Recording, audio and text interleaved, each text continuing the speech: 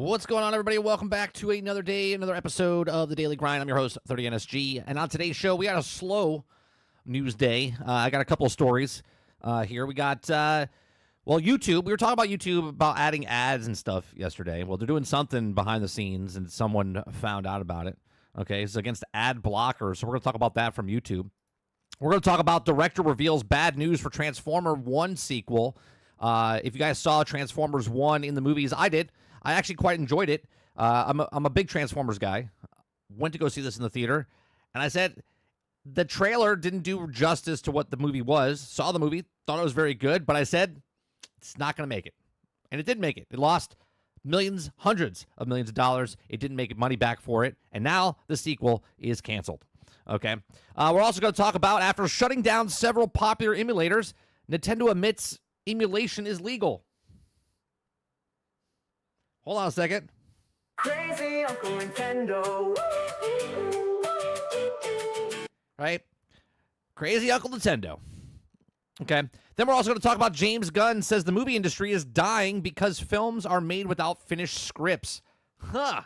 It's almost like the video game industry, right? So we're going to talk about that as well. We do this Monday through Thursday from 10 o'clock in the morning till noon Eastern. If you like it, hit that like button. If you hit that subscribe button. If you'd like to go above and beyond that, become a member as little as $5. What's going on, chat? What's going on, Stealth? What's going on, Travis? What's going on, Eclipse? Inner Void, good morning. Roic, Kylo, Kraken, good morning. Ray, what's going on? How's everyone doing? Right. Without finished scripts like the sequel trilogy. It's exactly right. It's exactly right. All right. So let's start off. What's going on, Big Mo? Let's start off with the YouTube stuff. All right. So we're talking about ad revenue. We're talking about how many times they put ads and breaks yesterday. And just so happens that today, Thursday, June 19th, at 4:55 this morning, someone came up and talked about YouTube's latest move against ad blockers and video delays. Okay, so YouTube is deliberately slowing video loading for users with ad blockers enabled in what appears to be escalating in Google's campaign against ad blocker extensions. Okay, it says multiple users across Reddit and the Brave browser forum report videos displaying black screens for typical durations of pre-roll ads before content begins playing. The video player simultaneously shows a pop-up experiencing interruptions, find out why, with a link directing to users of Google support page about disabling ad blocker extensions, suggesting the slowdowns are intentional. The recent crackdown is shift from YouTube's previous tactics and simply displayed warning messages or blocking video playback entirely. The new approach inserts artificial delays that mirror the time you would also spend watching advertisements, basically forcing the same annoying time investment, whether ads or blocked or not. Well, I'll tell you what, I actually like this better than watching ads. Some ads are just so stupid. I would rather stare at a black screen for, 3 minutes, okay? But you see what they're doing? Google's in trouble, guys. You don't know this. Google is, I know people are like, nah, it's Google. How are they in trouble? There's people not using the browser anymore. The browser is what makes them get your information, sends advertisers to people. Well, advertisers are not using Google anymore. Most people are using ChatGPT or some other AI program to do searches and stuff now. They were using YouTube as a search thing, but now AI is destroying that. Okay, so now Google's hurting. They laid off 20,000 employees recently, okay, because they're trying to trim the fat, okay? It looks like specific user accounts previously flagged for ad blocking behavior are being targeted, potentially bypassing the detection method and extension developers typically use to counter YouTube's measurements. PC World confirmed that the behavior using uBlock, Origin Lite, while Brave browser uses a report similar experience despite the browser being an in-ad blocking capabilities. It says the latest move suggests that YouTube is preparing to significantly degrade the user experience for non-paying users who refuse to view advertisements or subscribe to the $13.99 month YouTube Premium services, which offers an ad-free experience, offline downloads, and background playback. Okay. It says, for what it's worth, YouTube recently introduced a premium light plan for $8 or $7.99 a month that removes ads for most videos, excluding music content, shorts, and then the research or browser. So do you see the tactics they use, right? They're like, well, if you're not going to watch an ad, then we're just going to give you a black screen. They know everything that you're doing. They know everything you're watching. They know everything that you click on or how long you watch it for. They have data for all of this. Okay. So I use Opera GX, right? And Opera has if you right up here, you can't see it on the browser, but right up here, it actually has a block for ads. And sometimes sites say, hey, we can't see this unless you shut off your ad blocker or whatever. Right. And then sometimes I'll do that for certain sites. But for the most part, this automatically does ad blocking for the stuff. And then on top of that, I have YouTube Premium. I've had it for about 4 or 5 years now. It's probably one of the best things I've purchased of subscription things because there's so many. Again, it's stupid because they made the problem. YouTube made the problem by putting way too many ads, and I didn't want to watch them anymore because it was unwatchable, okay? So I paid. They made the problem. They sold the solution. I paid for the thing, and I've been a member for 5 years, okay? But it's probably one of the better things I've done because I'm always on YouTube. I'm constantly watching YouTube, and if I have to sit there, right, I watch all my videos at 1.5 speed. 1.5 speed, that's what I watch, okay?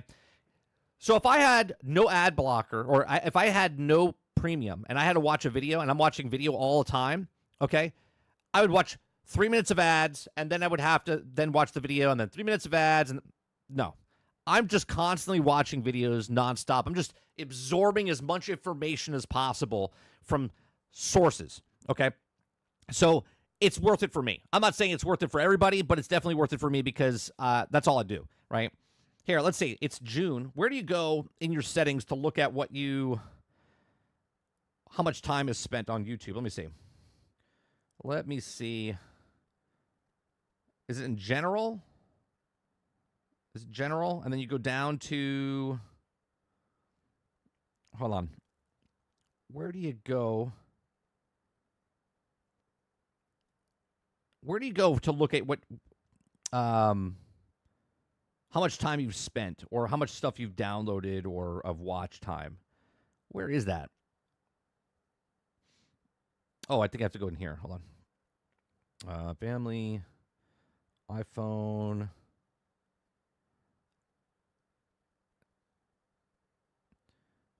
No, I don't know. That's it. I can't remember where it is. But I have terabytes because I have unlimited data, right? Unlimited data, and I'm constantly watching on my phone. Constantly. Okay. So Vinny says Brave browser can run YouTube and block ads. Yeah, there's a couple of things that I like. Like I said, I love using my phone. I'm always on the go, and I just listen to YouTube all the time. Right? If I'm listening to it, the YouTube Premium, you could put it on. Shut down your phone so it's not wasting the battery, so you can have the screen off. Right? What's going on, Haley? Good morning. Kraken says, yeah, I stopped using Chrome when I got rid of all the blockers on it. Firefox is my goat. Eclipse says, yeah, I use Bing now because I get Microsoft points and they're going to take information anyway. Might as well get points out of it. There you go. That's true, Eclipse. Ray says, the problem is I have ads is before and I had a good data plan. I watched videos at 144p to data save, and then YouTube gives me 8K 240 frames per second, ads eating all my data.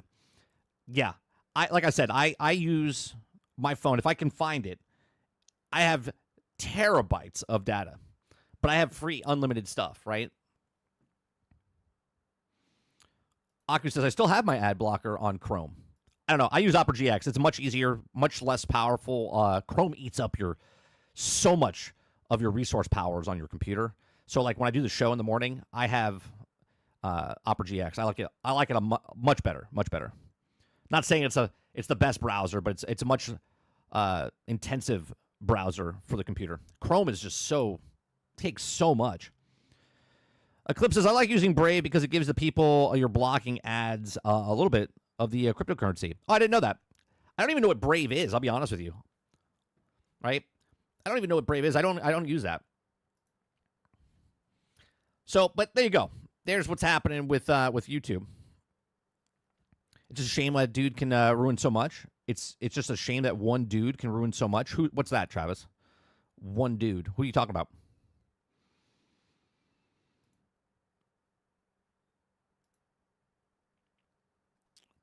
All right, we got this other story. that I just saw.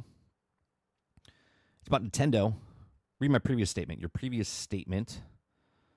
Speaking of sci-fi epics, been watching another streamer play the Alterns. That's the only one I see up there, Travis. That's your last. That's the last one I see.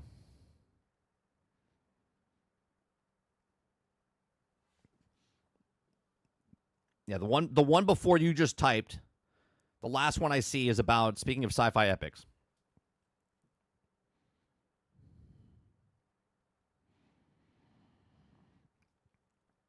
So, all right, let's go to the second story, which is Cyberpunk was the biggest third-party Nintendo Switch 2 game and Sega's third biggest publisher.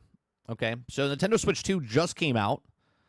And it says the game business site has been a good resource thus far, providing readers with insightful information about the video game industry. The new article published today has a site that looked deeper into record-breaking of Nintendo Switch 2 launch with the data helpful supply by official sources. Here's some facts of the Nintendo Switch 2 system launch that you may not be aware of. Okay. It says 62% of Switch 2 physical game sales in the U.S. launch week were from first-party games, excluding, the Mario Kart World Bundle. Okay. They never source where they get it from. So is this physical? This would be physical, right? Because they can't keep track of the digital from Circana.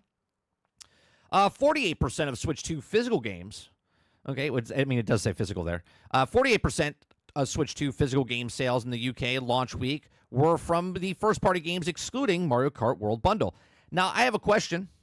What were the physical sales? Okay. Third one is 86% of the Switch 2 physical game sales in the UK launch week were from first-party games, excluding Mario Kart World Bundle. Okay. This is by Nestle IQ. Neolis. And then it says, by comparison, for the launch of Switch 1, 89% of the UK physical game sales were from first-party games. Yeah, but that percentage... See, this is a weird percentage, right? Because obviously we know that Switch 2 sold more than the Switch 1 when it came out. But there's also a shortage when Switch 1 came out. Okay? And for the launch month of Switch 1 in the U.S., 81% of the U.S. physical game sales were from first-party games. Okay? And then this is also another thing, that more people are buying digital games, and even the physical games that are come for Nintendo are not physical anymore. Right? But we'll see. It says CD Projekt Red's Cyberpunk 2077 was the best-selling third-party game during the launch of Switch 2, beating launch sales of CD Projekt Red's The Witcher 3 on Switch 1. Did The Witcher 3 launch as a launch title for Switch 1?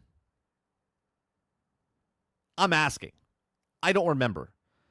Did Witcher 3 launch as a as a day one title on the Switch, or did that come down the pipe later? Okay. And then it says, when it comes to games released both physical and digitally, over 80% of the Switch 2 game sales from physical retailers, data shared by publishers. Okay. So when it comes to games released both physically and digital, over 80% of Switch 2 game sales came from physical retailers. Well, yeah, because they had to go to the store to pick up the Switch 2. See, this is what I don't understand, right? So when you had to go pick up the Switch 2, obviously, guys, anytime one of us buys a console, doesn't matter if it's today or if it was 20 years ago, you buy the system, and then you're like, well, what games can I get for the system? And you buy them right then and there because of convenience. You're there. You're at the store. You're buying stuff. You're like, I'm going to buy this, and I'm going to buy this game and this game. I buy the bundle. I'm going to get 2 more games, right? You're buying them physically while you're there. Once you go home, these people are not going to go back to the store, majority of them, okay? Majority of them are just going to buy the digital versions of the games or order them online or whatnot. 38 came down the road, Witcher 3. Thank you, Winzo, right? So, like, I hate when they use stuff like this, right? Because it says Cyberpunk 2077 was the best-selling third-party game during the launch of Switch 2, beating the launch sales of CD Projekt Red's The Witcher 3 on Switch 1. One is a hot commodity right now. Brand new system comes out. Cyberpunk 2077. Again, we don't know the actual sales. Okay. And the other one was an afterthought of, well, the Switch 1's out. And by the way, you can get The Witcher 3, which has been out for, I don't know, at the time, 2017 is when the Switch 1 came out, right? And yet now they're like, hey, what year? What year did Witcher 3 come out on the Switch? Let's look that up, right? Witcher 3 released on Switch.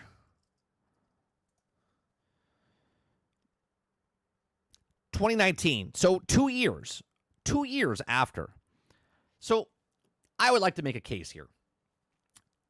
If Witcher 3 was out when Switch 1 launched, day and date, okay, day and date, then I would think this would be a good comparison to say, hey, Cyberpunk sold more than Witcher 3 did on the Switch 1 when it launched, okay? Again, when you're physically in a store, you're like, yeah, I'm gonna take a Switch. I'm here to buy the Switch 2. Do you want any other games? Yeah, actually. Give me a Cyberpunk. I'll take a Breath of the Wild version of it. I didn't own a Switch before, right? And you're buying these games because you're there. You're vulnerable, and you're also willing, according to Nintendo fans, because they just can't help spend the money, okay? Obviously, they're like, yeah, I'll take like 3 games. So like when you come home, you're like, yeah, I just bought a Switch 2. I got Mario Kart, came with it. You're justifying to yourself. I got that for $50. So because I saved $30 there, I can take $30 and throw it towards another game. Oh, yeah, Cyberpunk, I'll take that, right? Like, this is what you do when you buy something. When you buy a TV, you're like, I'll take a new HDMI cable. I'll get a sound bar, okay? Like, that's what I don't like when they talk about stuff like this, because in this form, they're trying to tell you, right? And this is why I think a lot of these places, they get a little money on the side to talk and make articles about, well, did you know 62% of Switch 2 physical game sales in the U.S. launch week were from first-party games, excluding... Okay. How many first-party games were made for the Switch 2, by the way, in this criteria that they're doing? And Circana and all these other ones, like the story we did yesterday, okay, talking about how the reviews of the game, that's what they were marketing on for Final Fantasy, right? Final Fantasy only sold 22,000 copies on Xbox, but they weren't telling you off of the actual sales or actual numbers. They were going off a percentage of, well, this many people that bought it on PlayStation, this is how many people reviewed it. The people that bought it on PC, this is how many people reviewed it. And then the people that bought it on Xbox, this is how many people reviewed it. So obviously, ta-da, that is the actual number of people that bought it. Like, the fuck are you talking about? One does not equal the other, okay? And all of these places, Circana, whatever the other one is called, the Nielsen over here, right? They're not off any kind of that. They don't share the numbers. They know the numbers, but trust me, bro. Trust me, right? Show us the numbers. Show us the numbers. Show us the numbers. You can't just come out, hey, guys, there's only 30 of you here, but really there's 3 million people watching right now. My live stream right now, even though it says 30, there's 3 million people because there's a whole bunch of people that are not detected because of, like, just trust me, bro. Like, it doesn't make sense. Make it make sense. Congratulations. You have, like, they're trying to push this. First of all, if you own a PlayStation or an Xbox or a PC or a Steam Deck, if you own any other piece of content or of actual platform, and now you bought the Switch 2, and now you bought the Cyberpunk, you're a moron. You're a moron. Okay? Because if you already own one of those other platforms, and you can play the game in much better, high quality, okay, you would already own Cyberpunk 2077. Okay? And if you've never owned Cyberpunk 2077 and you have it on the Nintendo Switch, great. Understandable. What's the number? How many people bought the actual game? Don't give me a percentage. Give me an actual number.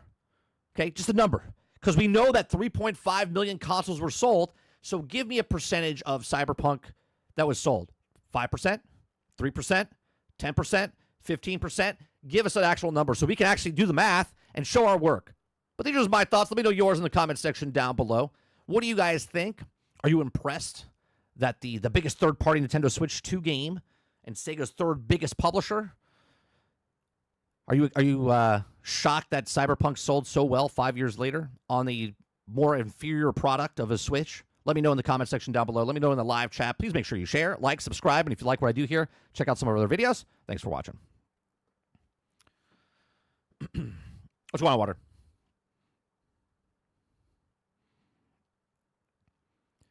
Windows says, speaking of Nintendo, that Donkey Kong game really got me hyped. Now, with how much is in it to collect compared to when it was first shown. The clip says, you know how happy CD Projekt Red is right now? All they had to do was port it over, and they got a full price for the game that's like 4 years old and shittier product. Can you imagine that, Eclipse? Not only do they get full price, they get more than full price. They get more than full price, and for a more inferior product than they released 5 years ago.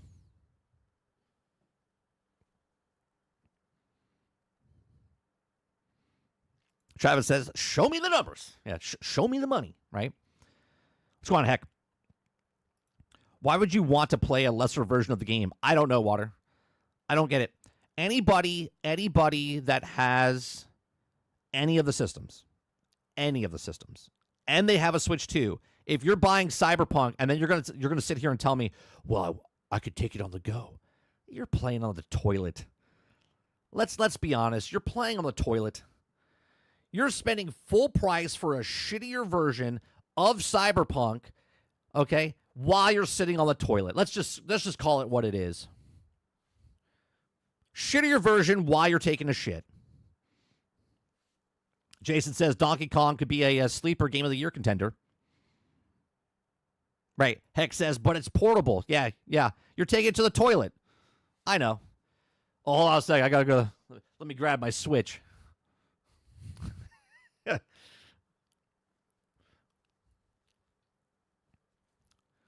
Please. Yeah, I just felt like I could spend $500 and then another $80 on Cyberpunk 5-year-old game so I can play on the toilet now. Just to let you know, you could play on the toilet this whole time.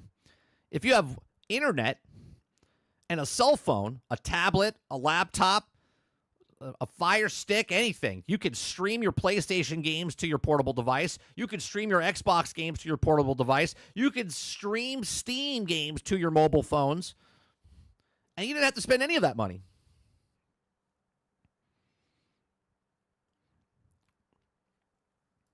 What did they say is out Cyberpunk runs at the Switch 2? Do we have proof that it actually runs? The thing about Cyberpunk that draws you into it is the graphics at first and the gameplay, then story. Jay Breezy says, squeeze that dookie out and continue playing. Yeah, don't push too hard, though. Yeah, I got a hemorrhoid because I was sitting on the toilet too long playing Cyberpunk.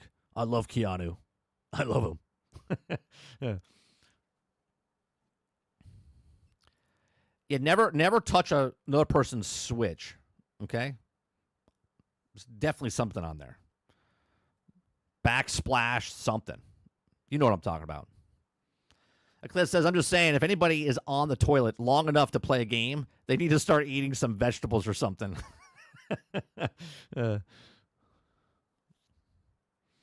Dustin says, I play games offline only. Bullshit, Dustin. Bullshit. Right? You're online more than anybody else. Get the fuck out of here. You only play games offline. Winzo says, I will say a good sign, though, with how everyone who got to preview Borderlands 4 says good things about it, which says it's good to know, because also 3 didn't have that kind of response. Yes and no. I would take it with a grain of salt. I'm not saying that Borderlands 4 is going to be bad in any way, shape, or form, but at the same time, content creators that got to go early and play it early, You always got to put that grain of salt of, well, they got flown out there. They got put up in a hotel. They got food. Okay. Unless they, even if they got a copy at their house, they still got a copy to play it early. So I always take that with a grain of salt. I don't look at it and say, oh, well, they all say it's really good. Because a lot of people's attitude changes once the game comes out.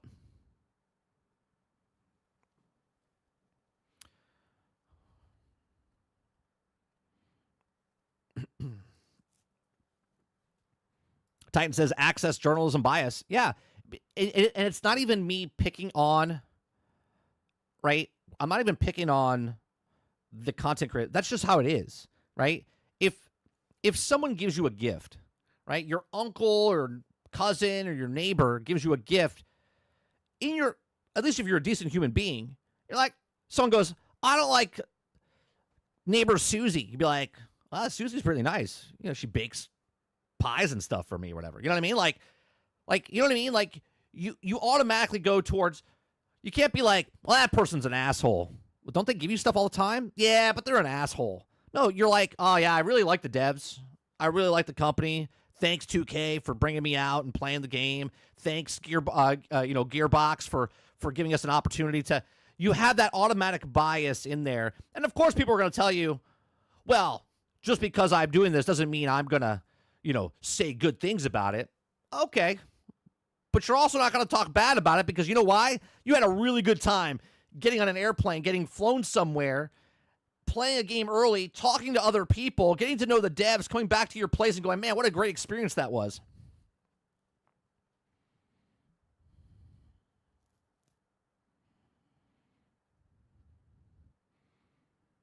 Dustin says they're allowed to talk negative and positive. Uh-huh. Not saying they can't. I'm just laying down what it actually is.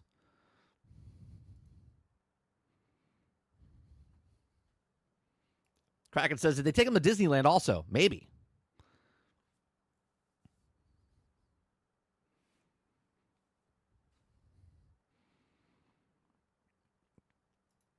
Roic says, Moxie only complained about complaint that there's also a not mini map and a compass was less than helpful. Wait a minute, there's no mini map?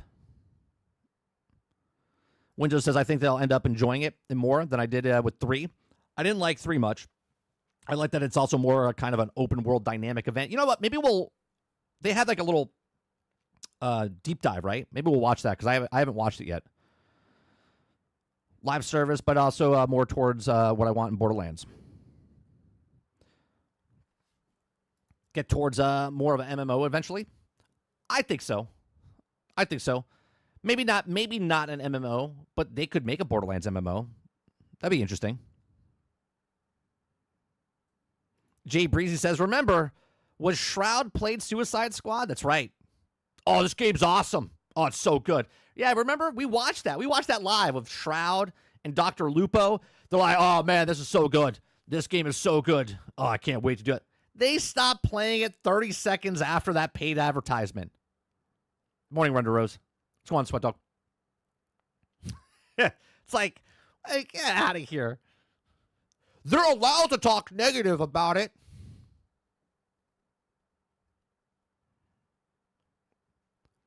Krepsy says it's medieval times, not Disneyland. Hey, Star Wars Outlaws thing. Did you watch the Nintendo Donkey Kong showcase? I did not. We don't watch Nintendo stuff on here because Nintendo says all the time, nope, sorry. They hit you for something. They do something. I hate watching their stuff.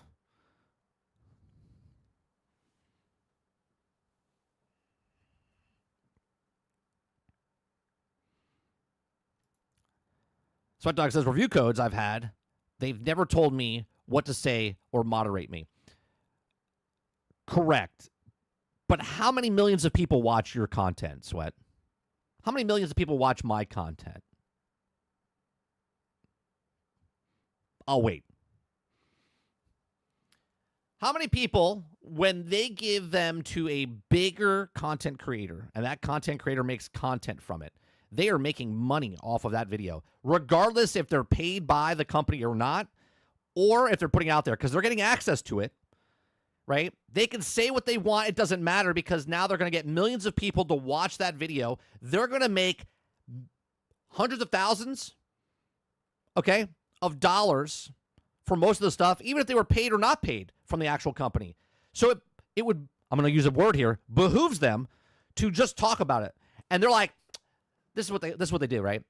A person contacts them and says, hey, this is Mark here with Gearbox. I just want to let you know that you guys are allowed to say anything you want. You don't worry about it. You can say good things, bad things. Just give us your honest opinion about stuff, okay? And they're like, oh, okay.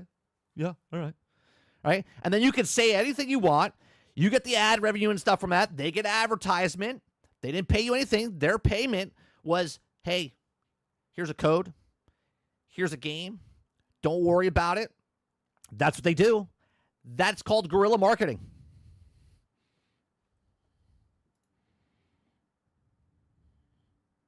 Interesting to see an open world game get rid of minimap for Compass. First I've ever seen. AC Origins. Sarge says, if you're going to do an actual review of a game, you cannot give any connections with the company making the game at all, period.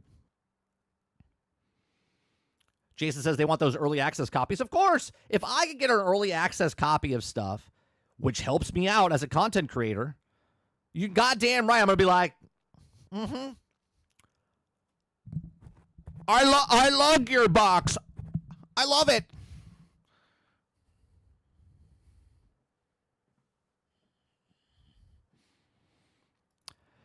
Dirty NSG, do you think that it kind of doesn't make sense when they say they didn't get paid because how they hear people online say that? But if they get paid and not money, but they got flown out to a hotel, that is money.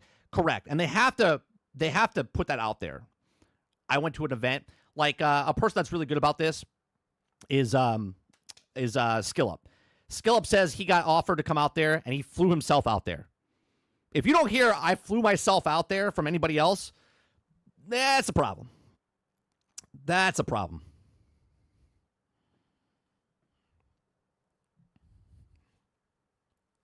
It's cool. I can play co-op with my kids without buying 2 copies, and I can also game share and play on the Switch 2 while a kid plays on Switch 1. For what game, Stealth? Which one are you talking about? You talking about Borderlands? Sweat says, oh, I understand. That just makes... Thanks for making me small. No problem. All right? From one small channel to another. You're welcome. Eclipse says, yeah, Angry Joe did that when he first started. Getting sponsors. You know how many sponsorships he gets now? I'll wait. Yeah. Yeah, Madden sends him a copy every year. Madden sends him a copy every year. That's sarcasm, by the way, for those of you that don't know.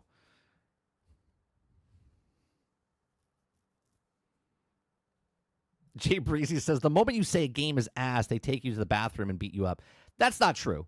But you do go on you do on a separate list. They're like, well, he did say some things bad about this game. We'll put him over there. He's got a big content.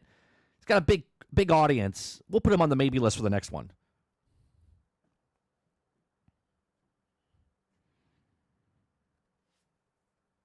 When we play in Lego Expeditions, I was just talking about to my son this morning at breakfast. I was like, did you try it out? He hasn't tried it yet.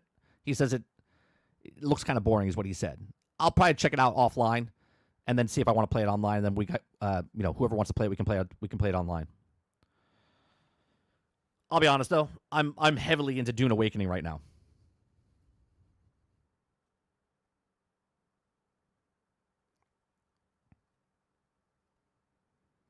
Jason says, when I review games and got copies, I didn't care what I said. But then again, it wasn't my main source of income, so I didn't care about losing good faith with the companies. Correct, Jason. There's a look, I don't give a shit, right? I don't care. I don't care if I got a game early and I talk bad or good about it, right? I've gotten codes. I say when I get the code, okay, play the game, put the content up there, put it on the whatever sites. There's a couple. There's Lurk. There's what's this other one? I forget. Oh, Keymailer. Keymailer just sends you the stuff though. Keymailer sends you the stuff and they give you that after the fact, right? But there's plenty of people that get the codes early, right? And I'll be honest with you, as a content creator, getting a code for any game that you don't have to dish out for your own pocket, and they give you an opportunity to like talk about it is huge for any content creator. Okay. And especially if you're trying to make a name for yourself, you're not going to talk bad about the stuff. Okay. Unless you try to be that edgy guy that's like, oh, they don't have a control of me. And nobody watches you. Right. Right. Nobody watches you. Right. But if you have a big following, okay, and they start talking about a game, what was the other one? Payday 2. Remember when Payday 2 came out? And all these big content creators were talking about it, didn't say they got paid and stuff. And then they came out with an apology afterwards. You see what I'm saying? Yeah, you're allowed to say whatever you want.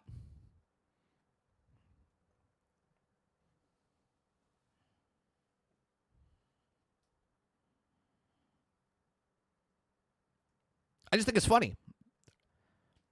Look, if you want to live under a rock, or you want to look at the great and powerful wizard and think there's nobody behind the curtain, cool. Windsor says it's like with Azzacross. He seems to be to me, no offense, but he seems to me, no offense, but in the denial so much with Destiny, and I think it's also everything will be good enough, etc. This is why you shouldn't just be known for one game. All right, well look. I don't know him personally. Okay. I liked him, still do. Okay, I watch his content every once in a while. Okay, but when your whole brand, like if you take a Dado, if you take Bife, okay, I'm picking a lot of Rick Kakis back in the day. I don't know if he still makes videos because I don't really watch Destiny content anymore, right? When you are making tens of thousands, if not hundreds of thousands of dollars from a game, not directly from them, but making content and making that content, you would be beholden to that company when stuff comes out, and you want it to be good because you're going to make way more money if it's good than if you talk about it badly and then it fades off, right? You want that game to be good. So as a content creator, if you're a gamer or a content creator that talks about that game, you want that game to be as good as possible. Okay, sure. You'll make money, like if you're like an Asmongold or someone, it doesn't matter what they do. They're big enough that they could talk shit or good about something, and they'll make money off it regardless. Those type of content creators want it to be as shitty as possible because they have that group. The people that want to shit on something will watch the people that shit on it. The people that love talking about that stuff, they want people that also play that game. So with Azzacross, Rick Kakis, Dado, King Gathalion, Bro Man, all of them back in the day, they weren't paid to talk good about Destiny, and they gave their criticisms, but at the same time, they made millions of dollars off of Destiny. So, of course, they're going to talk positive about it because it made what they are today. And they're so big now that they can do whatever they want, right? Where just 5 years ago, they were terrified of being a variety streamer and talking about stuff. But the landscape has changed, and now everybody does exactly what I do. And I've been doing this for years.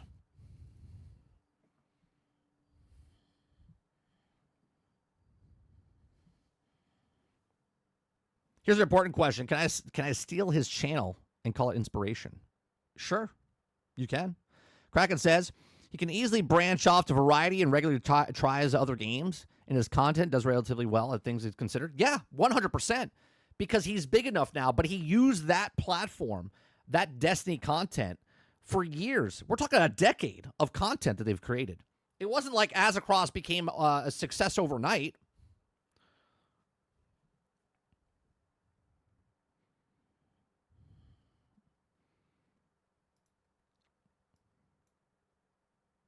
All right, let's talk about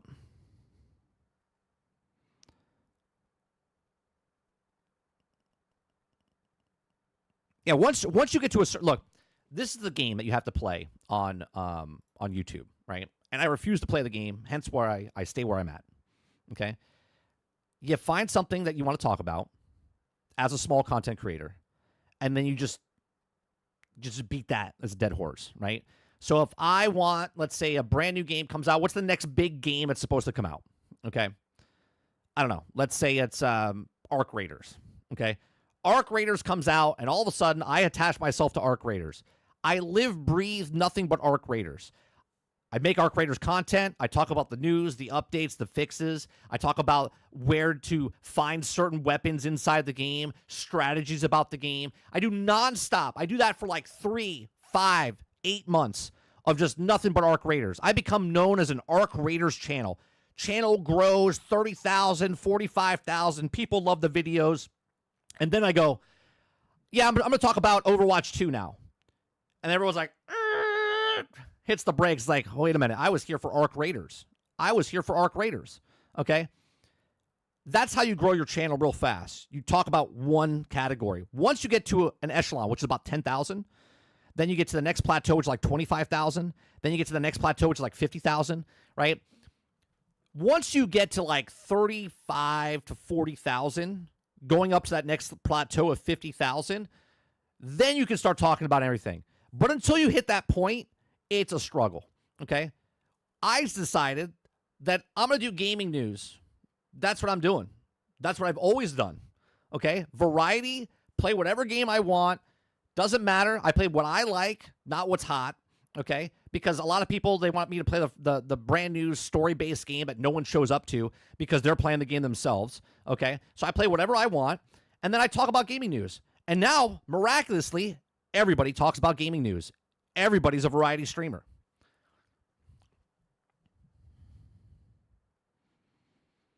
Variety was a no-no. Don't do variety. Don't do variety. And now everyone's like, you should do variety. You should stream as many platforms as possible. You should do variety. Like, I mean, I don't stream, but if I did, I wouldn't want to be known for the one thing because I know it'll also be burn me out eventually. That's what's going to happen. Unfortunately, if I love pizza and then I work at a pizza place and I have unlimited pizza, I'm not going to like pizza anymore. Okay? If you like movies and all of a sudden you start working in the movie industry, all of a sudden you look at movie industry a little bit differently. That's what happens for a lot of things. We'll use the analogy, man, I love eating sausage. The actual sausage. Not sexual thing, right? But when you see how sausage is made, you're like, ugh, yeah, I don't want that. I don't want sausage anymore. Yeah, the people also have multiple channels for different focuses. Right. Rourke says, Rax did the same thing. All he did was Diablo. And just here in the last year, he started branching out. Dark microtransaction, perfect example, right? Darth microtransaction, perfect example. We found him back when we were playing, what was that Marvel game on mobile? I forget what it was a couple years ago. Water Barrel know what it is, right? He was just doing that, and he was paying microtransactions and stuff like that. And then Diablo Immortal came out. Diablo Immortal came out, and he started going towards that, and it braised up his channel. Then Diablo 4 came out, and boom, blew up his channel. He went from a brand new channel, Future Revolution, thank you, Travis, right? He went from brand new channel to 300,000 or whatever he's at now, like, which seems like overnight. Because he did exactly what you're supposed to do. The algorithm of YouTube loves when you're like, oh, yeah, you're talking about this? You're talking about this? This is what you're doing. The Kinger says, brother, I promise it's much higher than 35,000 that you get to talk about whatever you want. The reinforcement's your point. Yeah, but Kinger, you're a variety content creator as well, though, right? You're a variety where you talk about different things, right? If you came out and just talked about Halo, Gears, people would clarify you as, oh, this guy talks about Xbox stuff, right? You have really good videos, but people are going to come and go from your channel because they like the topic you're talking about more than the other topic you're talking about.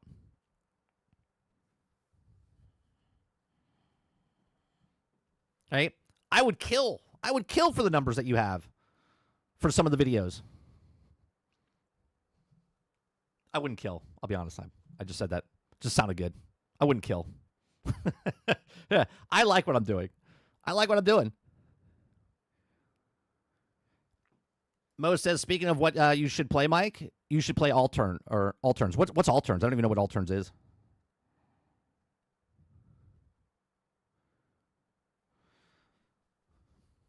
Mo says, "No, I still eat sausage.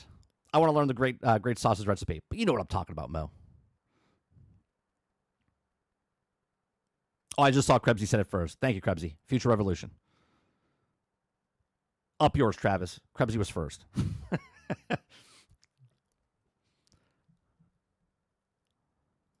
Roadkill says Asmongold help with a lot of that. Or for variety, talk about whatever. For sure. For sure.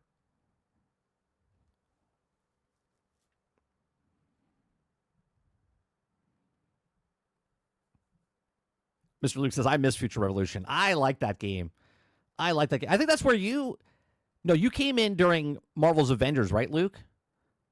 And then you got me set up with helping me out with the VPN type stuff to play Future Revolution on the computer.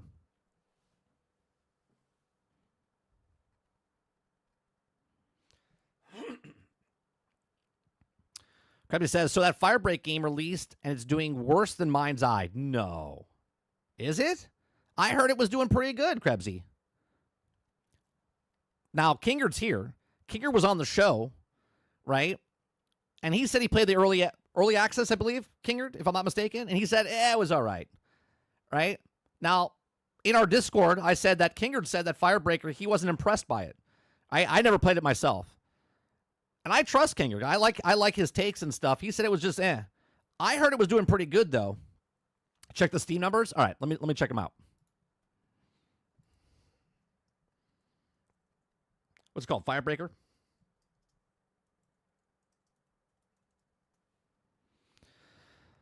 Let's see. Firebreaker is FBC Firebreaker? Is that what it is? Is that correct? The FBC Firebreaker, is that the correct game?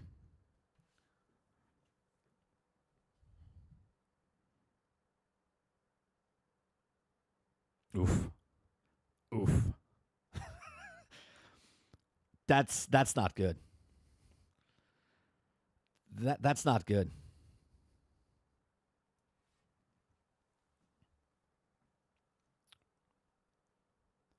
Titan says free for PlayStation Plus and Game Pass. Okay. So are we saying that this is all the interest on PC though? You sent it to me in general chat? All right. It's doing bad on Steam. It's doing fantastic everywhere else, right? So we think.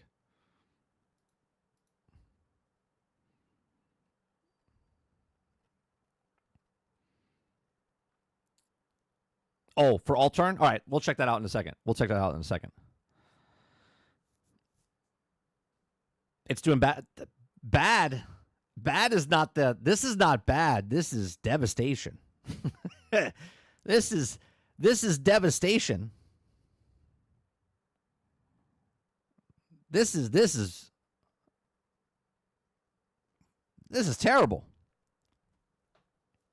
I didn't follow this, so I don't really know, right? I don't really know.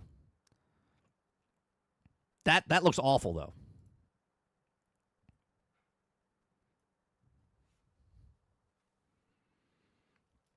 Roadkill says, no, I meant with Dark Microtransaction. He helped with him. Oh, yeah. So, yes and no. So, Dark Microtransaction was up on the uphill like this. He was on a massive climb, Roadkill. Then Asmongold started watching his content, and then, yes, it went astronomically high. But he was making really good space as well in his own right.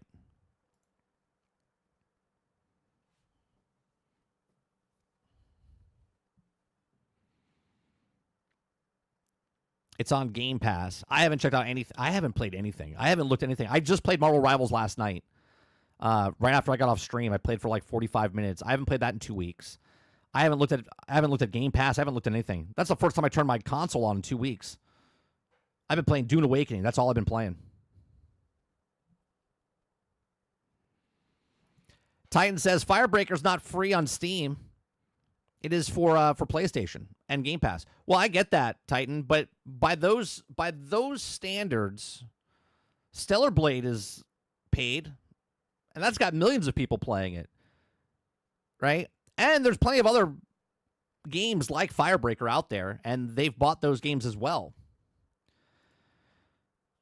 Windows says 30. I actually did use to stream on Twitch, got affiliated, but it kind of would get my frustration, etc. When I also would see no one coming, etc. Stopped in July of last year and had to start it in January 2024.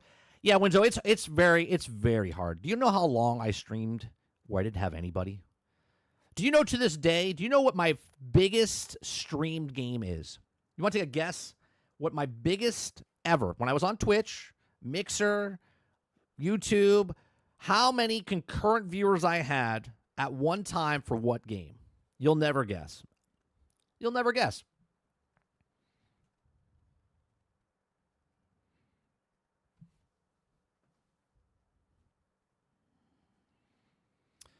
Let's see here. Jason says, is anyone really asking for a multiplayer game set in a controlled universe? Titan says, it sucks. It connects the control and Alan Wake. Kingard says it's like Marathon, very different from what the studio is known for, so probably not super appealing in existing fans, but also doesn't bring anything new to the table for the genre and the new games is in. Right, you said almost the exact same thing when you were on stream, and when you said that, I was like, oh, that's interesting, and I trusted you, and I was like, yeah, and I still trust you, right? I was just like, I'm not really interested. Brainchild says, circling back around, did you already talk about the Borderlands 4 Collector's Edition, not even including the actual game? I have not. That wasn't even on the table, Brainchild, but I guess it is now. We can bring that up. Do we have a link? Do we have a link in their Discord about that? I think I saw Borderlands the other day. You guys had it in general. Do we have it in the actual story section?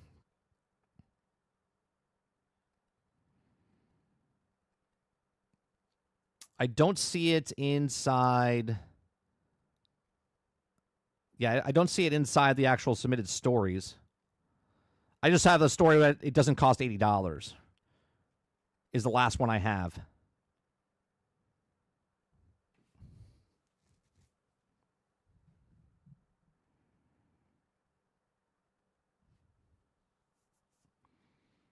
Let's go on first. So this is why I don't like journalists, because you think just like them. So this is why you don't like journalists, because you think just like them. For who's that? Who's that toward me?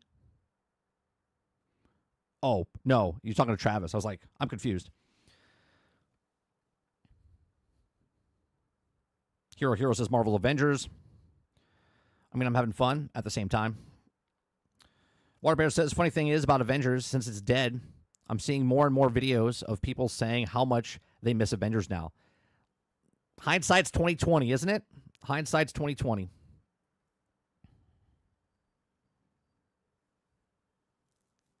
No clue. Mine was Suicide Squad 500 plus on day one. One stream it. Oh, you guys are saying Destiny. No. Ready? It was Fallout Shelter. Fallout Shelter. When they showed it at the Summer Game Fest, or was it Summer Game Fest, or was it the Video Game Awards show? They dropped it right then and there. Okay. I played it on my iPad, hooked it up to my computer, started playing it. I had 600, almost 700 people come and watch consecutively for like 3 days straight. That was back. I was like, this was back when I was on Twitch, right? I got more followers and more things from Fallout Shelter than any other game I've ever played.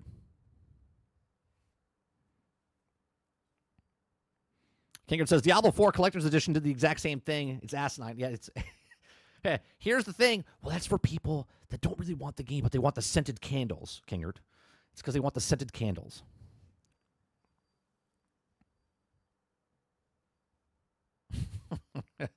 Yeah. It's ridiculous.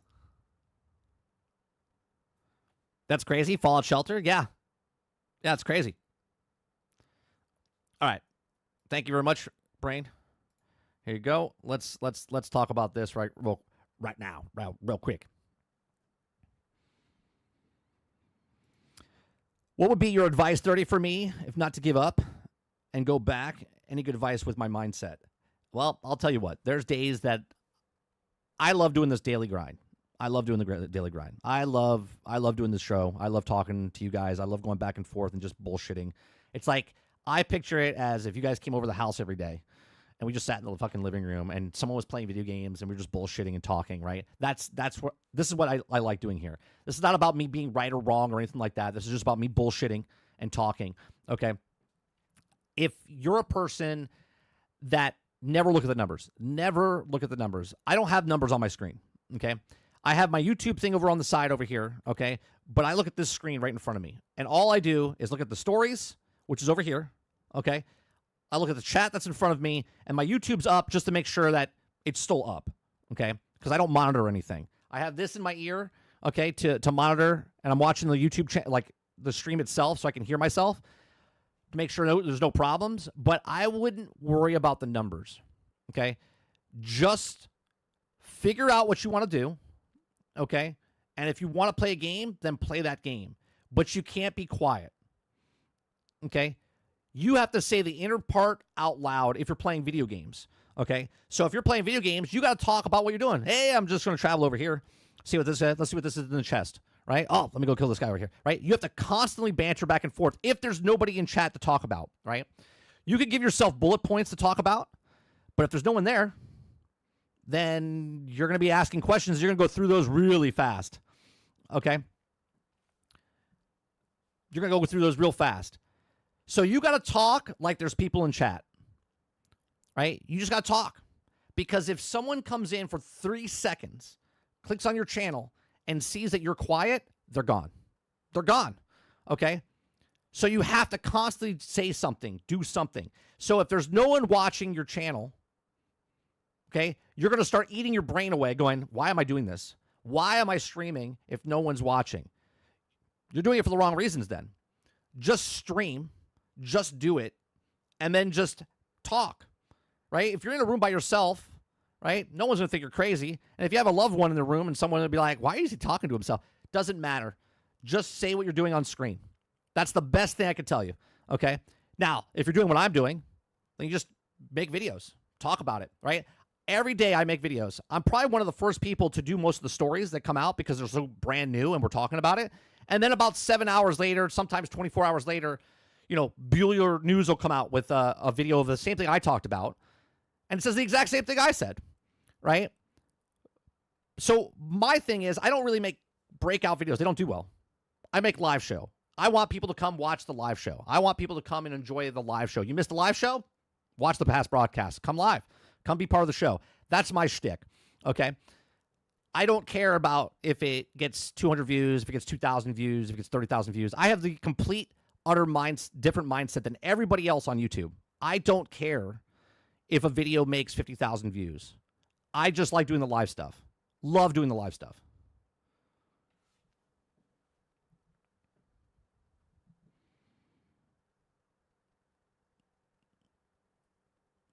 So I would say just talk out loud.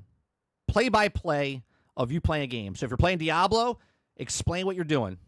Well, I got my warrior class. We're going in. I'm going to go into this dungeon. Let's see if I can pick up this weapon, right? And you just constantly talk. And then once you get that first person to come in, say, hey, what are you doing? Oh, I'm doing this. Oh, what kind of games do you like? Bah, bah, bah, bah, bah, bah, bah. And you bounce back and forth. My whole content is you. All of this, I'm bouncing back and forth.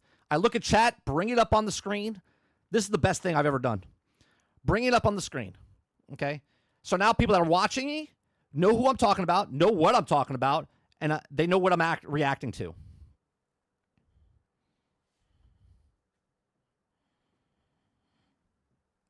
Seeing a little bit more of gameplay from Borderlands 4, it kind of reminds me of Destiny. Constant world with a group of events and activities happening. Eclipse says one thing of the game was based off of Travis. You also figured out that it was also since watched everything on it. Titan says play multiple / co-op game instead, single player or better. Practice talking to yourself. That's it. Yep. Windows says, all right, thank you, 30. I think I need to get over it and just enjoy playing the game. Yeah, just play the game, but don't go silent. See, my problem is when I play certain games, I go quiet. But I'll be honest with you, when I play games at night, it's not really about getting viewership. It's about me playing the game because that's my time to play games. This is my time to grow the channel. And I'm only doing it 2 hours a day, right? Where someone's doing 10 hours a day. So them doing a stream for 10 hours is me doing a stream 5 times a week where they do it one day. You see the difference? So I have exponential more time to grow. Exponentially more time for people to see them. Yeah, if you're just going live and streaming a game, that's exactly what you're going to do. If you don't want to grow, then just keep playing games. But if you want to interact with your chat and stuff like that, or make a chat, that's what you need to do. Sarge says, oh, God, please don't tell me they followed the Destiny gameplay model. Brainchild says, the Alterns does look interesting. It's like a microcosm of Starfield with the constant restarts all affecting the situation. Interesting. We'll watch that in a second. Cough. Sunday night drives. Yeah, I love doing the Sunday night drive. I love doing that. And apparently a lot of other people like the Sunday night drive as well, when you just play American Truck Simulator and just drive the truck and just bullshit and tell stories. That was fantastic.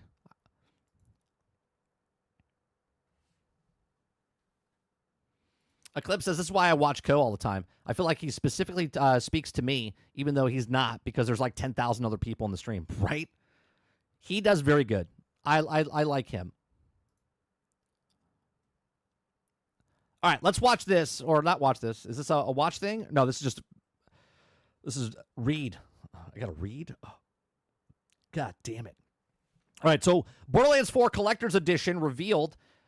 Travis showed me this yesterday, but it was a big jumbled mess inside of Discord, so I didn't really read it. You know, needed the TDLR. Gearbox Software, 2K Games, partnered with GameStop for a Borderlands 4 Collector's Edition, and Randy Pitchford teased a Collector's Edition during Gearbox's main theater show on PAX East. And today we get to, alongside the pre-order edition news, a first look at the Borderlands 4 Echo 4 bundle. Borderlands 4 Echo 4 bundle. You get the cloth map. That's a toss away. That you're gonna either leave because they're gonna have the creases in it, okay? Or you're gonna say you're gonna get a frame for it. You're not gonna get a frame for it. It's gonna sit and collect dust. That's nothing, right?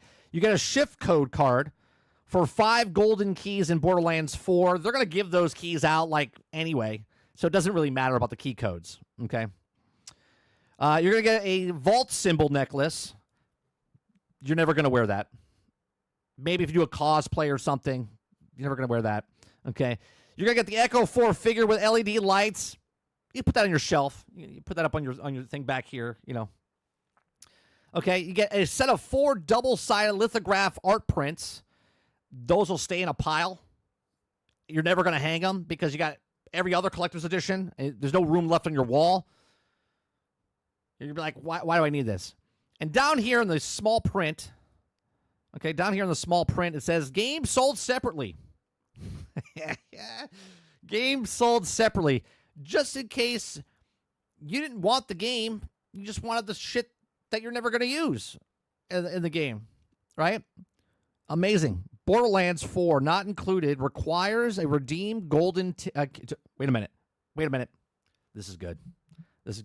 Let me get my bifocals on, because I can't even zoom in. Let me get real close. Hold on one second. Borderlands 4, not included, is required to redeem the golden keys. Shift codes must be redeemed by December 31st of 2030. For more information, any redemptions... Wait a minute. Why must the keys, shift codes, be collected by December 31st of 2030? Does that mean the game's not going to be supported by 2030? What's happening there? Yeah, shit codes. Why would that expire on 2030? That because that's when they're done supporting?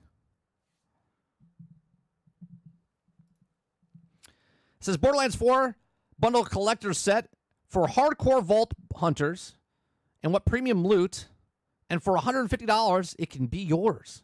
Beware that the Borderlands 4 Echo bundle does not include a copy of the game. So obviously you can't use these 4 shift codes that you can get on Twitter, by the way, down the road, for free. No, shift codes always expire. But why? Why, Mo? Why are the shift codes expire? Why can't I have a shift code and still put it in the game today for a game that I already own? It's a digital code. Why would it expire? Why? Go ahead. Go ahead. Please defend Corporation on why a shift code for a game that you own 1, 2, 3, 4, Wonderland, prequel, pre-sequel. Why?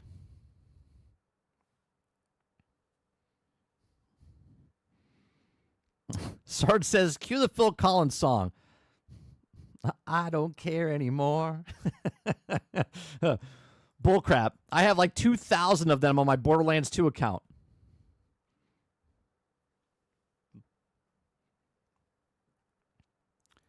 Just wait. Right. And use WeMod and get unlimited keys. That's what I'm saying. Okay. Echo 4 statue. Borderlands 4 Echo 4 is a loyal drone, buddy, that's always around to province guidance and also Echo. Yeah, I don't give a shit about map. Okay. Shift code. Shift code. Borderland fans know that the vault or the value of shift codes, and they let you redeem in-game rewards and shift code. I'm going to just say shit codes. Shit code include of Echo 4 bundle grants 5 golden keys for use of Borderlands 4. The golden keys are the only way to open up the golden chests found in game, which consist of random assortment of powerful gear that's always appropriate for your current character level. Use your golden keys as low levels to get guns and dominate early on, or save them for when you hit max level and the choice is yours. Well, you should always wait till you're higher level. It'd be stupid to open it up at level 1. So Borderlands 4 releases on September 12th on PlayStation 5, Xbox Series XS, PC, and the Nintendo Switch version will release later in 2025. Amazing.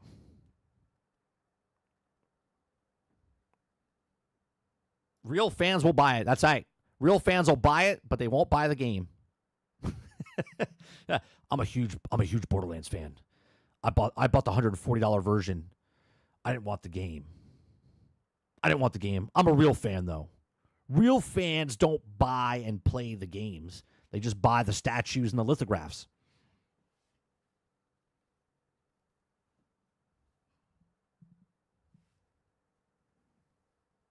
They're opening it at level 1, bro. They got to have it. You're dumb if you open it at level 1. It's a waste. It's a waste. If you're a real fan, you'll open it up at level, max level.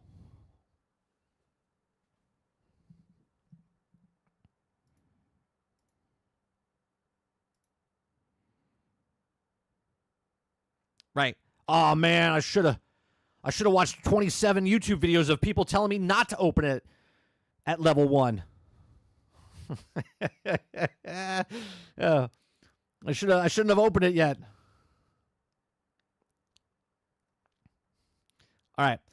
Mo sent me this for the All Turns trailer. Okay, let me see what this is.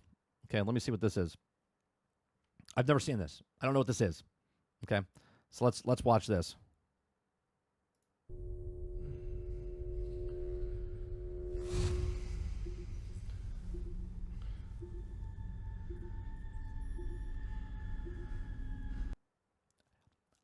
Can I just say, I have PDS. PPS? Pedro Pascal syndrome. Every time I see someone with facial hair like this and a mustache, all I see is Pedro Pascal. I fucking can't stand it. I can't stand it. I look at him like, God damn, he looks like Pedro Pascal.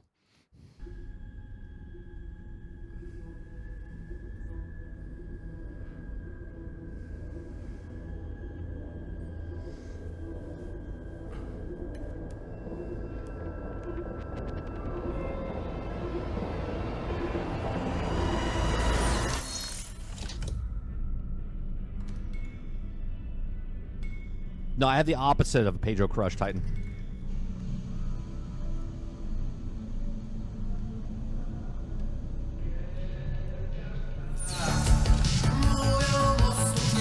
I know it doesn't look like him. Dyphon, but that's what I'm saying. That's why I have PPS.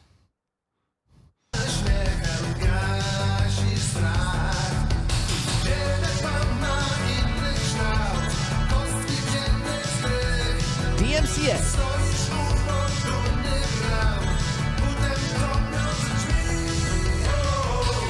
Oh, is this like a roguelike? Is this like a roguelike game?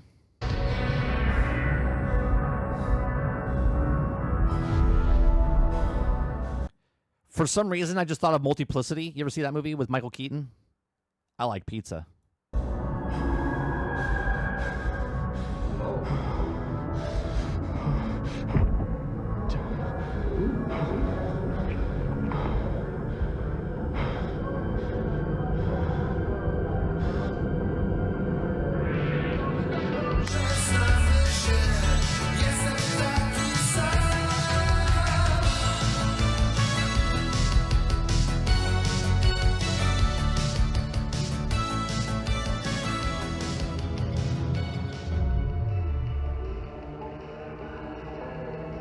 What the fuck is the game? What's the game? How dare you, Mo? How dare you show me a trailer with no fucking gameplay?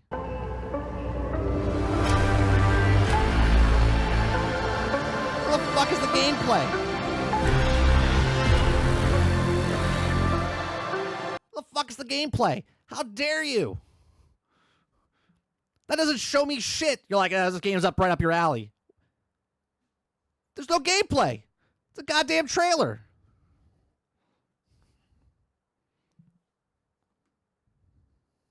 Think Fallout Shelter were various of stories in survival? Jesus Christ. What kind of bullshit is this?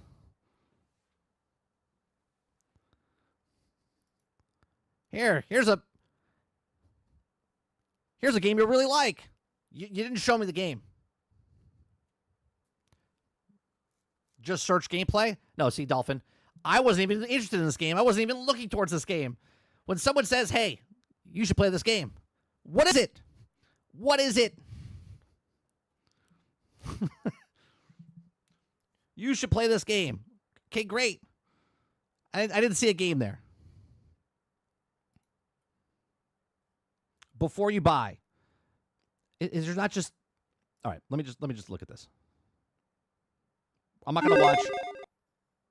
He's the only survivor. All right. So you get to the outpost and it's time to get to work, figuring out how to escape while also just making sure you craft yourself enough food and find enough mining resources to craft like radiation filters to survive, keep your base up and running, and hopefully just, progressively get better tech and get the hell out of here. However, it quickly becomes clear you really needed that whole team that just died, That was a team of technicians, scientists, doctors, just more hands on deck. So, thanks to some cool story stuff I won't spoil, it turns out you can kind of develop clones of yourself, but with a cool twist. So, the branching, twisting timeline of Jan's life is involved here. So, every clone you earn and generate is a different version of Jan, where his life may have just taken a different turn.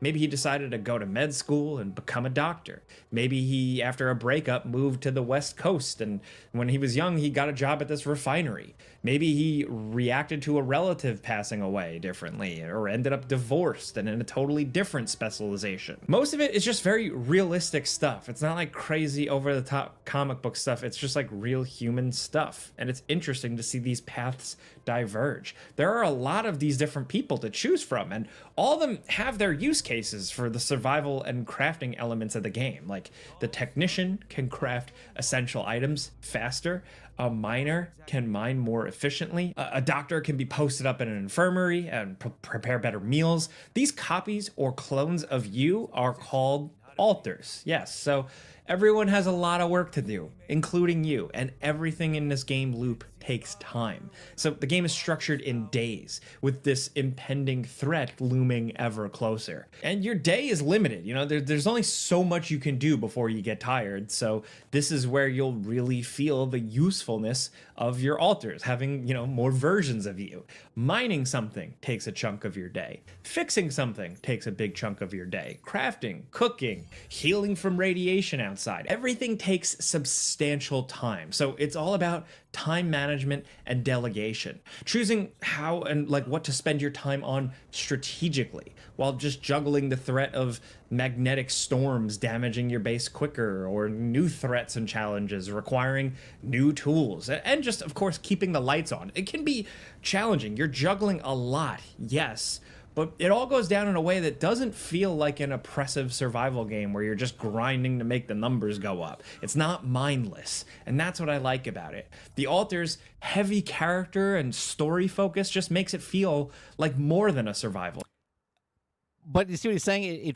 It feels more like, it doesn't feel like a survival, and that's the blurry lines, right? When they make something where, like, we talk about fetch quests all the time.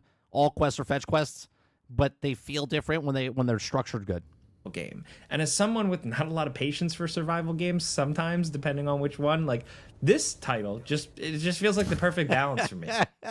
I like what you just said, Dolphin. So it's Fallout Shelter, but you got to do all this shit yourself. Yeah, that's it.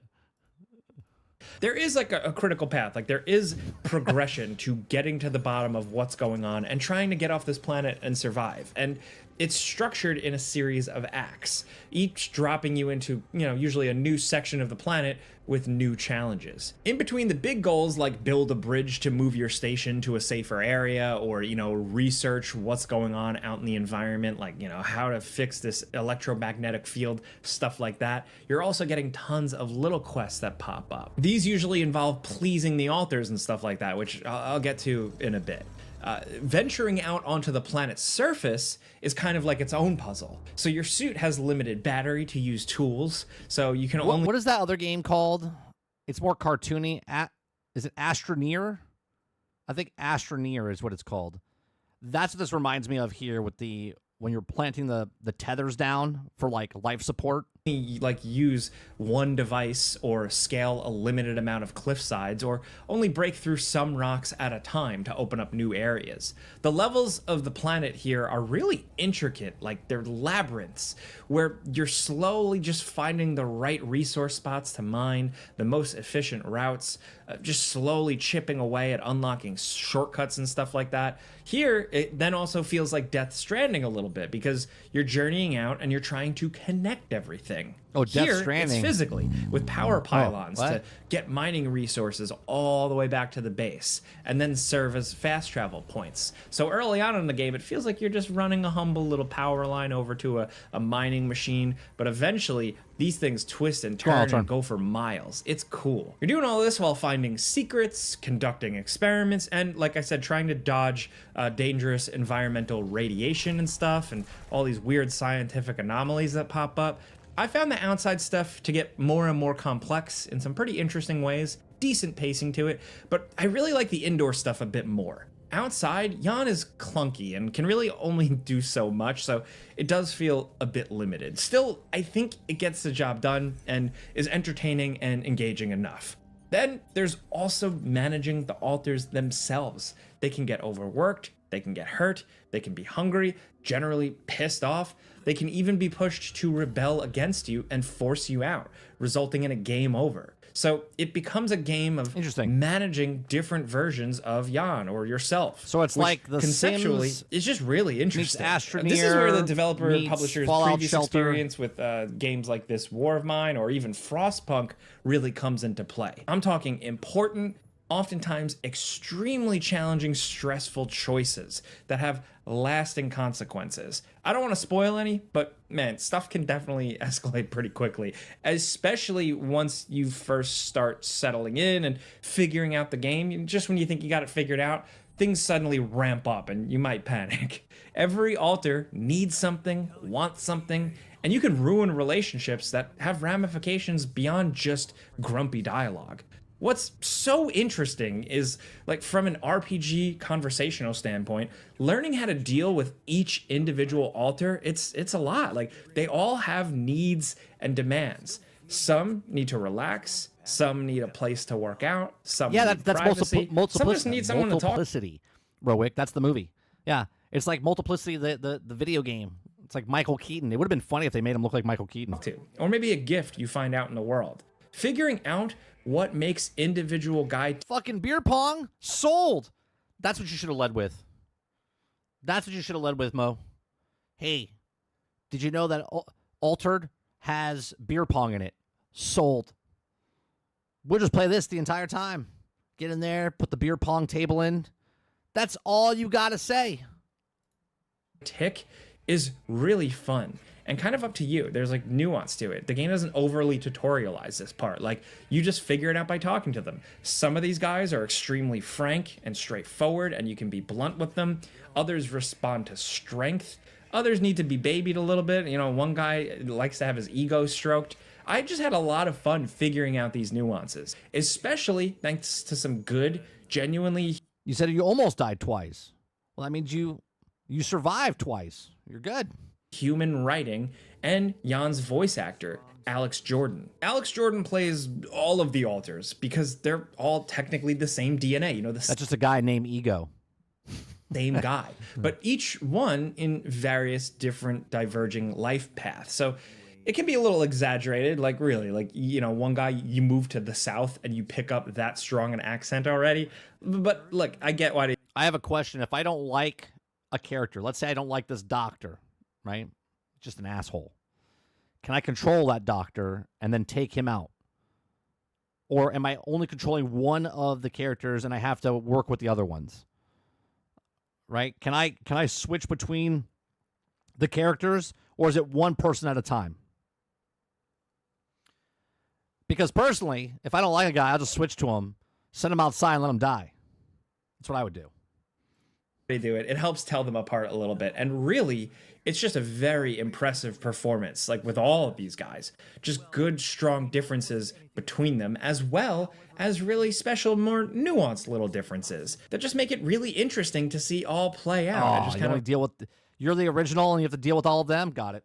Like, you know, unpeel the onion. I got excited anytime I could essentially hatch a new alter, you know, reading his life timeline to see who he is, where his choices diverged, and then seeing what he's like when you first meet him, and eventually how he deals with the group of the other guys. There's like a weird camaraderie that's naturally happening throughout the game, from the character dynamics to the story of how these characters, you know, exchange their tales with one another. You know, one of them staying with their sick mom and then realizing the other chose to move and work for a better life, and then maybe one resents the other. Like, there's a lot of stuff like that going on here. It's not over the top AAA crazy cutscenes, and there are a few goofy, more awkward moments. You know, it's smaller scale, but it's interesting stuff. If it clicks with This reminds me of like XCOM slash Fallout Shelter type stuff. you, I think it's really going to click with you.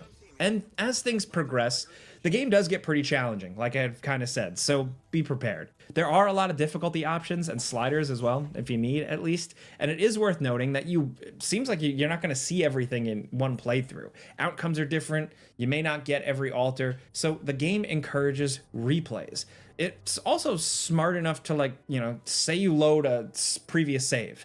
It'll check off a dialogue choice or decision you've already made while playing. Like, you'll be aware of what you've chosen in a previous save or a previous playthrough, which is just useful a second time around. So it encourages you to choose different stuff, because I feel like we all replay games and we try to do it differently. No, but sometimes it's not like you may Returnal, not but even it is like realize a subconsciously you're choosing it the is like a same stuff you roguelike, did it last time. seems. So this is a good way of dealing with that. My only real complaint is the storage system being a bit of a pain in the ass. This is where it gets bogged down in survival game bullshit. This is the case for plenty of games. Like, I get it. It's survival games. It's the rules. But it's the thing that slowed me down, and it felt tedious. Nothing else in the game, despite the survival grind, felt tedious. Just this dealing with the storage limitations. I get it's the game's storage limitations. Oh, this game's definitely not for me. Definitely not for me. rules, but yeah, just pointing out that's how I felt. I hoard everything. If you have less storage, I need a way to make more storage. If I can't make more storage, that's a 7 out of 10 right there. 7 out of 10 before I even play the game. The other thing was the occasional visual bug. You know, a little flicker here and there with the lighting, or a character getting stuck in the space station, you know, a little weird little animation glitch. Also, a prompt on the HUD or a tip that would occasionally get stuck on screen. And hang around for the entire act. Very small issues. That's all I really saw over like over 20 hours, and stuff that might already be patched by the time you're playing. So just be aware. No big red flags here, at least not for me. And the game looks pretty damn That's good right. too. Need more Characters storage, are 7 out of detailed. 10, The space 30 station SG. is really detailed, and zooming in and zooming out of it, and like, you know, moving your rooms around and rearranging everything is smooth and fast and just impressive from a technical standpoint. I actually had choice of fidelity mode and performance mode in the options, and I was actually in fidelity mode by accident for a while, and I felt that the game looked good already and had a good frame rate, so I was happy. I really like the alters. I know it's not for everyone, but I recommend it if you like these types of games, and it's another one of the games I bring up to be, you know, kind of petty. I see a lot of people complaining that all video games are the same now. There's nothing fun, there's nothing new, there's nothing original, but here's another example of something that's cool and different. So if it's up your alley, all right. Maybe. But right now, I'm playing Dune Awakening. This will go on the back list. Is this only on console? Is this only on console right now? Or is there, let me see. Oh, no. It's on, Hey, look at this. It's doing much better. Yeah, it's doing much better on Steam. What was that other game that was on Game Pass that we just talked about earlier today? Oh, right, Firebreaker. They're like, no, it's on Game Pass, though, right? This has got 10 times the amount of people playing on Steam, and this is on Game Pass. So where I love it. Yeah, the excuse is Firebreaker's on Game Pass, and that's why it's not doing good on Steam. I mean, this has got 10 times the amount.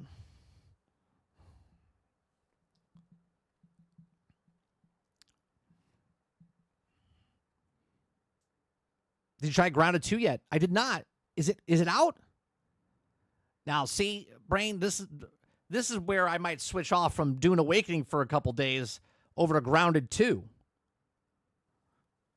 I totally forgot it came out.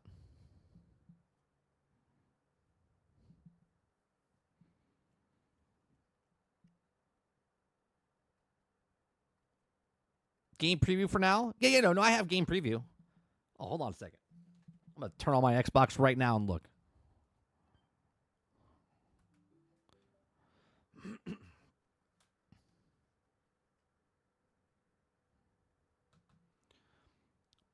Thomas says July 29th.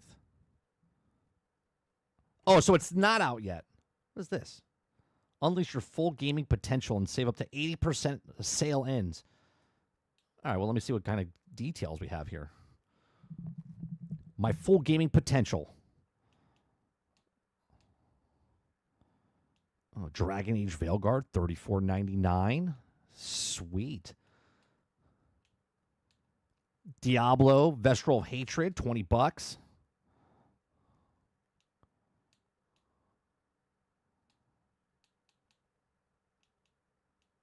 No, not big enough discount yet. All right, let's back out of this.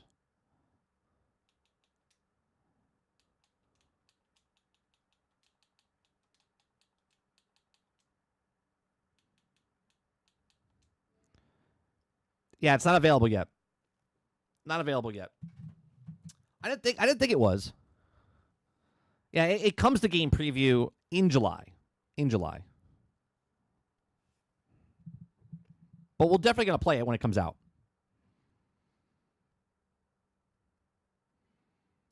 Altern says, Dune Awakening going to go to the backlog already? No. We are leaving for vacation in July. From like I forget what it is. It's July 6th to the 14th. I will be out of town. That's my yearly vacation that I take.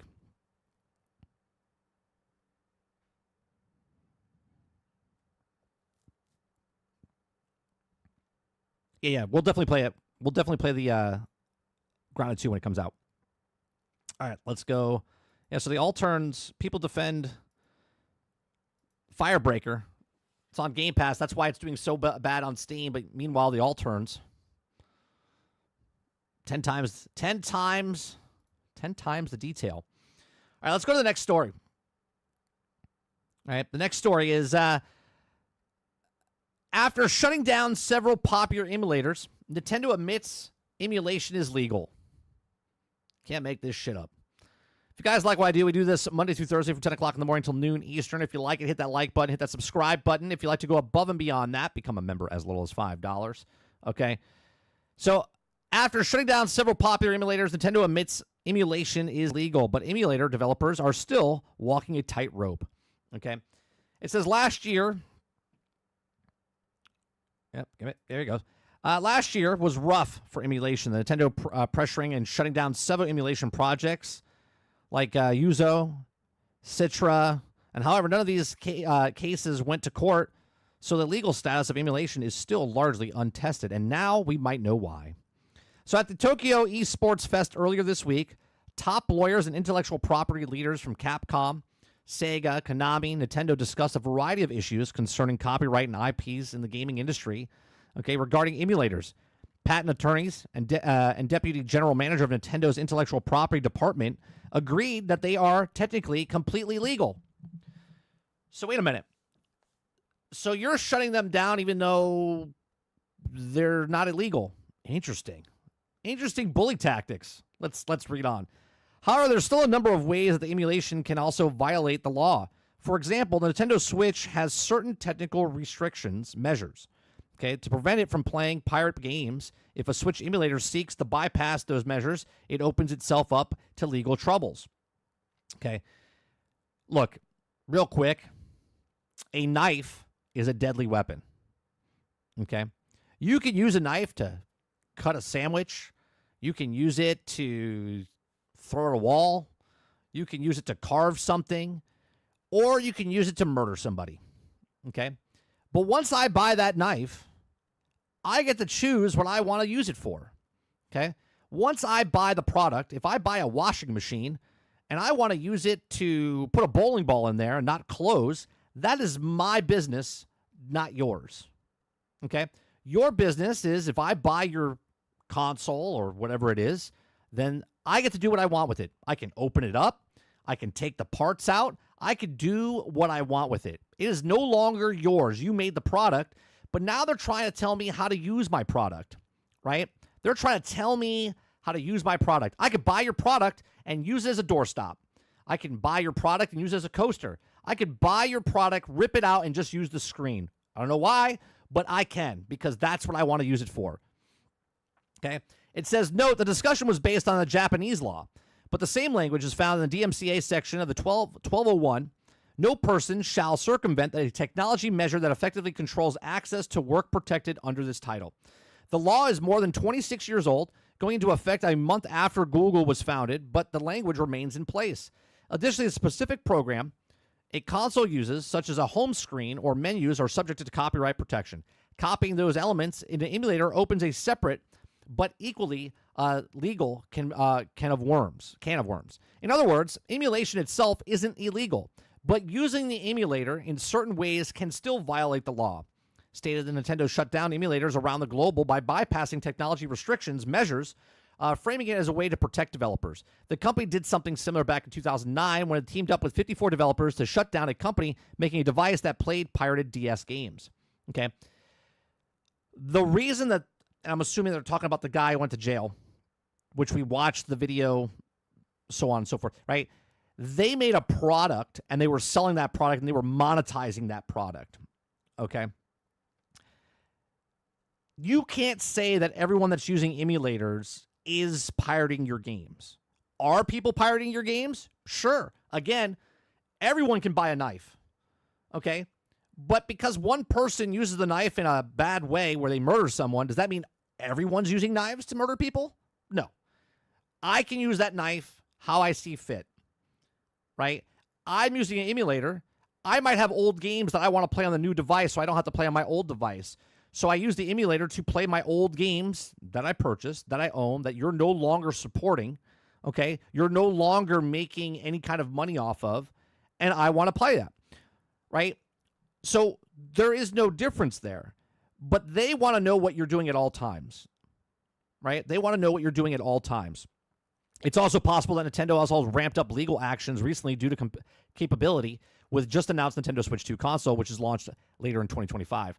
Okay. So, I missed one thing here. Also pointed out that emulators direct users to pirated games to other copyright materials are also in clear violation of the law. It appears that also been case of a Yuzu developer, Tropic Haze, who is rumored to have internally sharing ROMs for the latest Switch titles.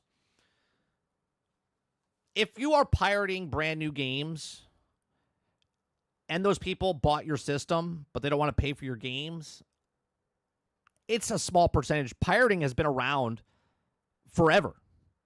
Forever. Okay? And you can fight it or you can let it, but to do all of this for these a few people that are actually pirating, like how many people, again, maybe Circana could do a data on this, okay? Because they like to make up numbers anyway, okay? How many people do you think, percentage-wise, are pirating video games? Do we think it's in the tens of millions, or do we think it's in the tens of thousands? Just wondering. How many people steal things compared to how many people buy things? Just in general. How many people go to a store and steal something out of the millions of people that walk through the door every single day?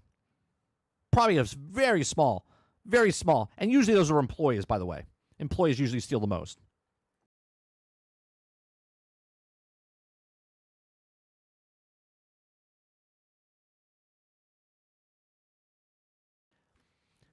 Right? So I don't know if this is something that needs to be looked at. And again, they've just admitted to themselves that this is not illegal.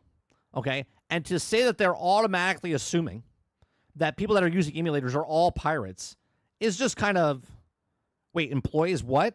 Titan, most people that steal stuff are employees.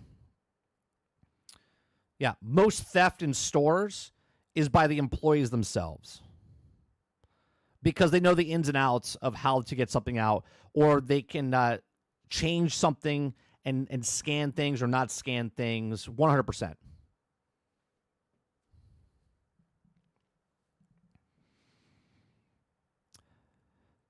Eclipse says, I'm going to sail the open seas for Nintendo. Screw them.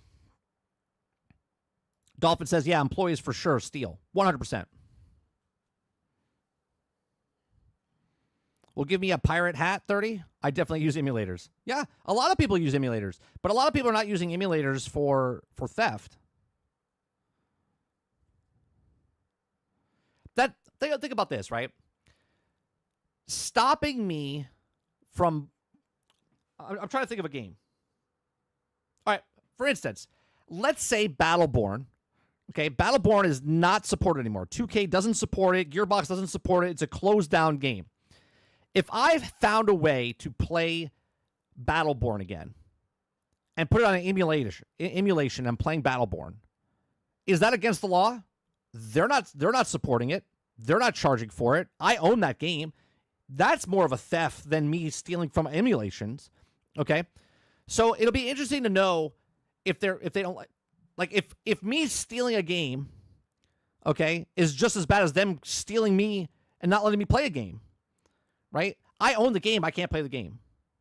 But if I do the emulation, are they going to stop me from emulating the game that they don't support anymore?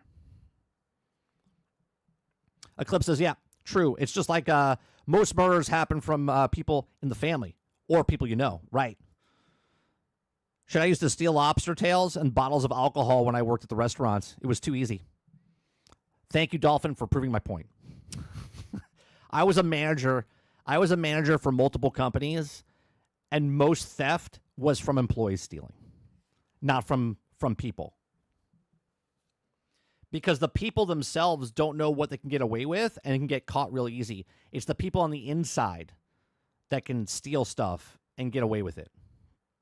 It's much harder to find out, and when you do find out, usually they don't even like fight it. They're like, all right. Me playing my previous owned PlayStation 2 games on my phone to remember my childhood. Now I'm willing to emulate bad companies' games. Looking at you, Borderlands 4.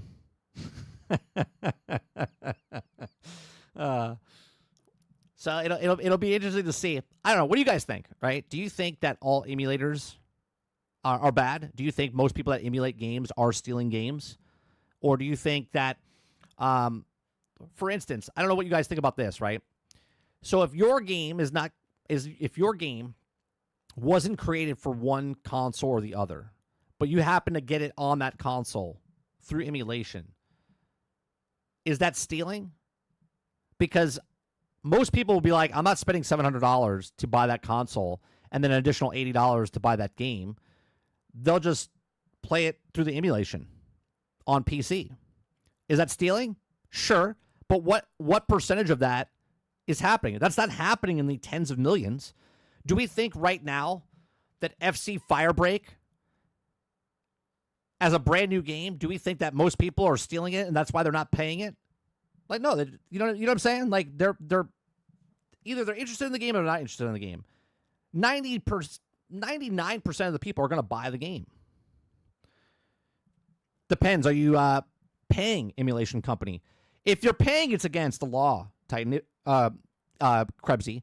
If the person that's making emulation is making money off it, that's against the law, right? They can sue them for that because they're trying to do that.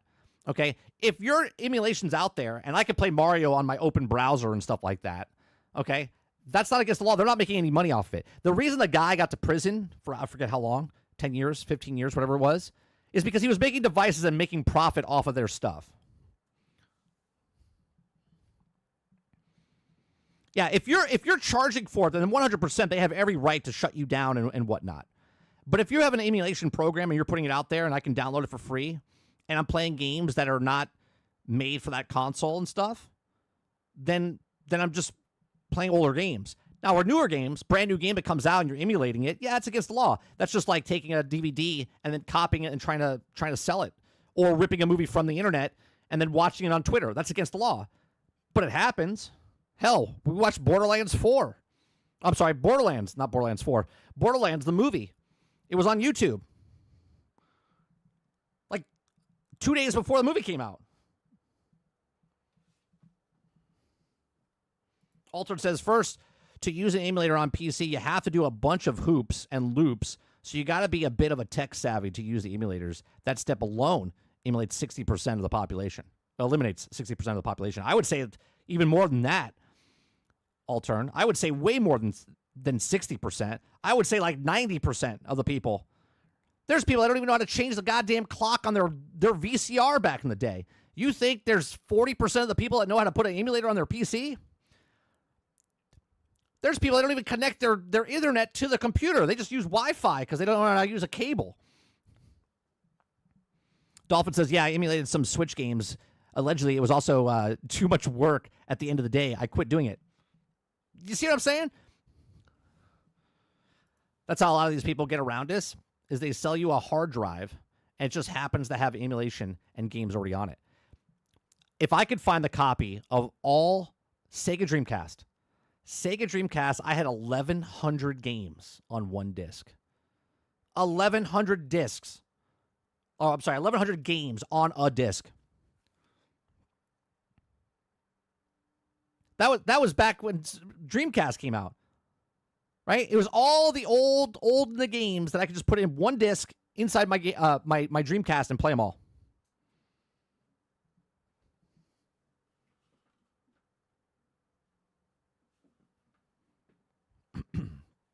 Yeah, I might have given it a bit of too much. 90 or 95% of the population can't do emulation. That's what I'm saying.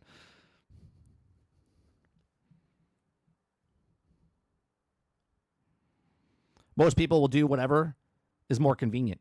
Right. Why do you think why do you think more people, right? Lots of people say they buy an Android phone because they don't like Apple. But a lot of people, very small amount of people, buy Android phones because they can do what they want, hack it, do what they want with their Android phone. You can't do that with Apple. A lot of people just like convenience, so they get an Apple phone. Why? Because it's easier.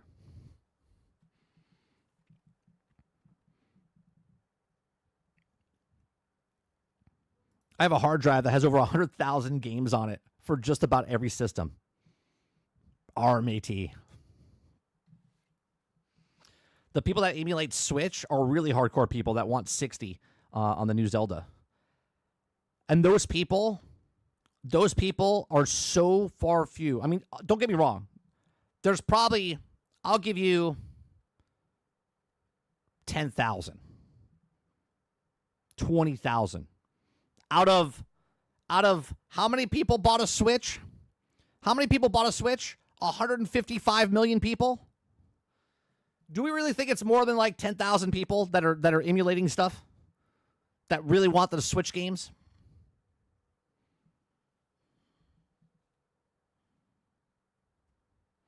Dolphin says, I'd rather spend $450 for a Switch 2 and have it work legally now.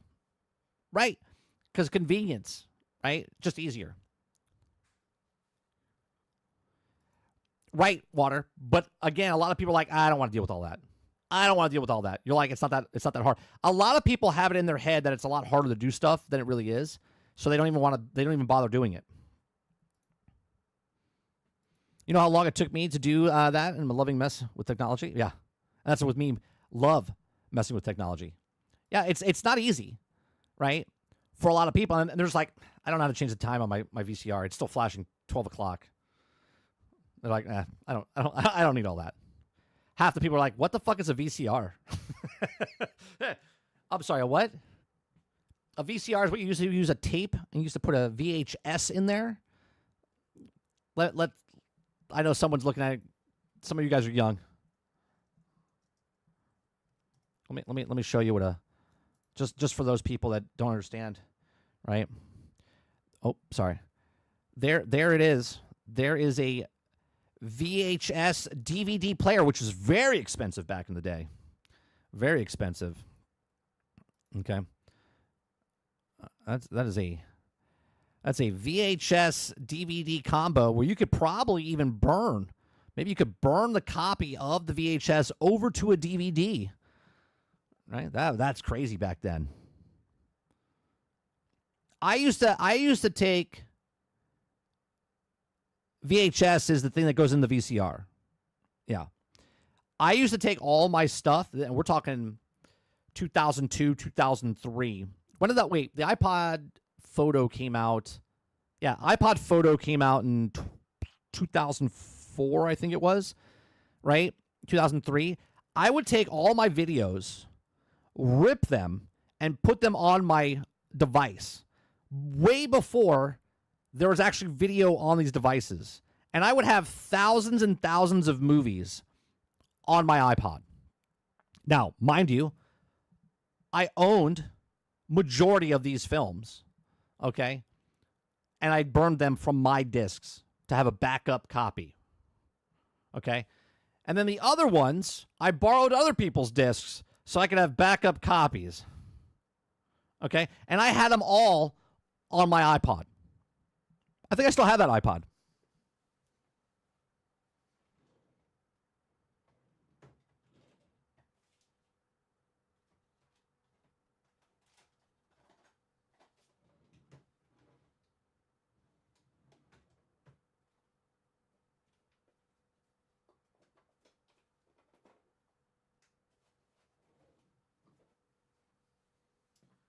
I do. So this is like a third generation iPhone. This little thing right here. Let me go full screen. All right. This is like a third generation iPhone. Look how tiny this is. It's like, okay. Just to put it in perspective. Okay. That is what an iPhone used to look like compared to what it looks like today. Okay? And this is like a 2009 version of this, right? Now this is an iPod. Okay? This is an iPod Photo. Okay? This, I forget what year this is. This is a whopping 30 gigs, 30 gig iPod. Still works. And that's what I used to watch movies on. That screen right there. Okay? This little screen right here is there's like 1,200 films on this thing right here. 1,200 on this thing. Right? Just look at it. Look at the difference between these three. Yeah, 30 gigs.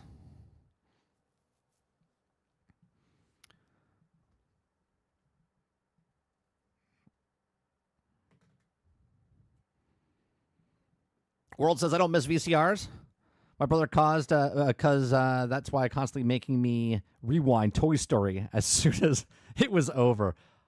Make sure you rewind your tapes before bringing them back. This was the biggest. This is pretty thick, mind you, compared to, right? Like my case is thick. Here, let me take it out of the case because you can't really tell how big the phone is. Okay, this iPod is much thicker than the other iPhone. It's crazy how much technology has come.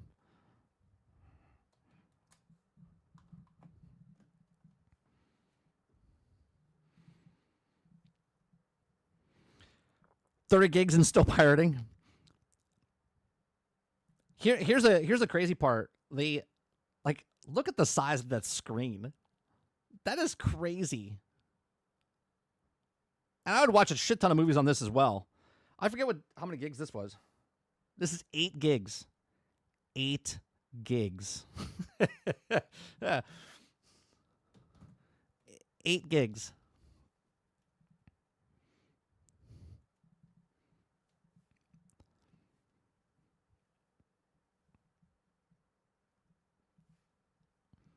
On the screen is the perfect size for a new Xbox handheld. That's right. Can you imagine? No, they have the old port. I wonder if I get the... God, I would love to see what the picture and stuff looks like on this thing. The quality of video on this thing was amazing. For what it was...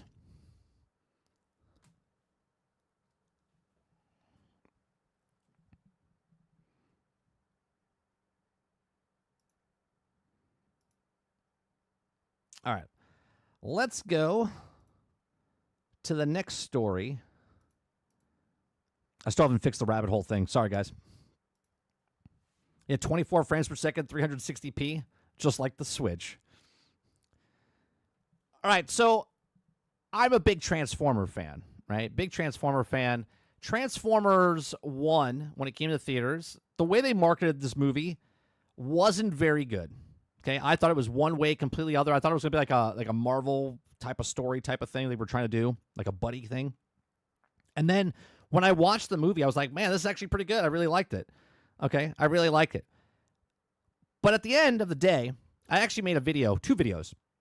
We had a video talking about the video game of Saber Interactive, talking about Transformers. And I said, a game they should make, but not based on this film. Okay, and then I also talked about the toy line of Transformers. And I said that the toy line's dying, and they weren't making toys of this movie because it didn't do very good, right? And then I had people push back a little bit and say, you don't know what you're talking about, right? Because you're a Generation 1 guy. And they told me that there's other Transformers that people like, and I understand that. You could like what you like, but there's only 2 definitive generations of Transformers that work.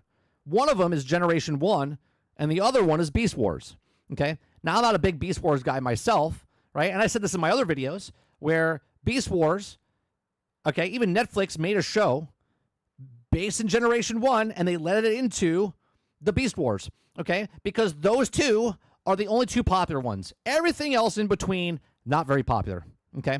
You could say it's popular because you like it, but it's not popular, and if it was popular, they would have continued making those things, okay? The brand of Transformers from Generation 1 suffered dramatically. Then Beast Wars kicked up, still lower than Generation 1, and it's never been bigger ever, okay? Michael Bay changed it with his movies. Hate those Transformers personally. I hate them, okay? But here we are. Everyone keeps telling me that Transformers 1 was so fantastic, and it was a good movie, but it lost money, okay? And they're like, nah, they're going to make a sequel. Well, here you go, guys. I'm sorry to tell you. Director reveals bad news for Transformers 1 sequel. Okay, the Transformers 1 director offers disappointing update on potential sequel. The 2024 animated Transformers movie, directed by Josh Cooley, explores Optimus Prime and Megatron's untold origins before the rivalry. The original plan was to kickstart the trilogy with plans of the sequel already mapped out. However, Transformers 1 only grossed $129.4 million at the box office, which casts some uncertainty on the sequel's future. Okay, per Collider, Cooley confirmed that Paramount Animations are not moving forward with the Transformers 1 sequels. During the panel, Transformers convinced BotCon, the director shared that the studio had already informed him that they are not interested in making a sequel. Can you imagine, and I've said this over and over and over, how Hasbro does not know what they have. They need to sell the Transformers brand and give it to someone that actually gives a shit, okay? Because again, as I said in my other past videos, okay, Transformers is the perfect IP, the perfect toy for everyone. If you like jets, if you like cars, if you like dinosaurs, if you like robots, if you like space, right? It's got everything a kid would love in a toy. But for some strange reason, they just can't make toys. For just some strange reason, they can't make video games. For some strange reason, they can't make a sequel to a movie. Because why? Because of the stories they're telling, because of the quality of the toys they're making, because they have no idea what they're doing with the video game. And this is why they all fail. You can't get a better IP for a broader audience than Transformers. Okay, so during a panel, he says, I wish I had something to announce, but I do not. What if I told you that the Paramount Animation is not interested in making a sequel? This is what I was told. I wish we could. I have ideas too. So it also would have been cool. We'll see what happens. You never know. Okay. So what does this mean for Transformers 1? Okay. Cooley announced that it has met with boos amongst the attendants and expressed their disappointment despite the underwhelming box office. Okay. Transformers 1 has been critically well received. It was an 89% critical approved rate and 97% audience approved rate on Rotten Tomatoes, which means Cooley's trilogy plan, at least at the stage at the first movie, is recognized by viewers and the critics alike. At the time, the director didn't reveal the exact reason behind the cancellation, but this comment does suggest that the trilogy fate could change in the future. The movie's underwhelming performance at the box office can due to the franchise decline, but the disappointment might be due to several factors, including the time of release, format, mismatch of marketing approach. The marketing was horrendous. The trailer they cut was terrible. The trailer didn't show what the actual movie was about. It looked like an adventure buddy film. Okay. At the Transformers 1 ending, Oron Pax and 16 are divided on their approaches of exposing Sentinel Prime's lies as they evolve into Optimus Prime's Megatron. Cooley has previously teased his ideas about where it could have taken the two characters. However, it seems that won't even come to fruition anytime soon. Okay. It says our take on Transformers 1 sequel cancellation. It says it's very disappointing that the highly rated Transformers 1 won't get a sequel, especially since the movie has already set up for a very interesting arc.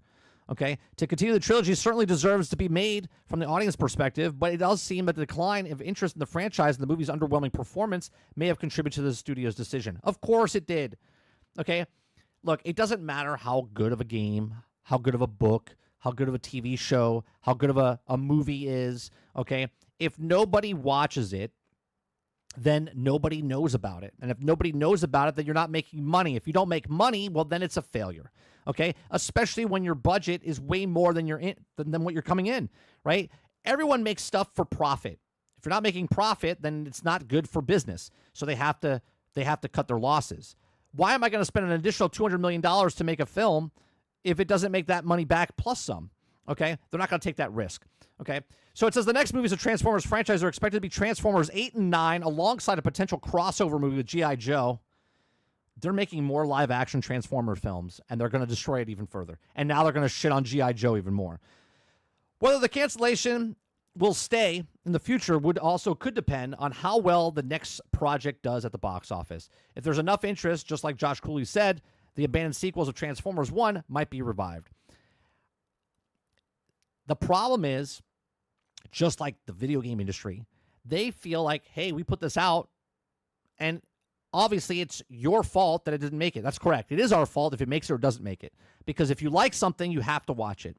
Okay? Meaning not that they're telling you to watch it. What I'm saying is, if you like something, then you have to support it.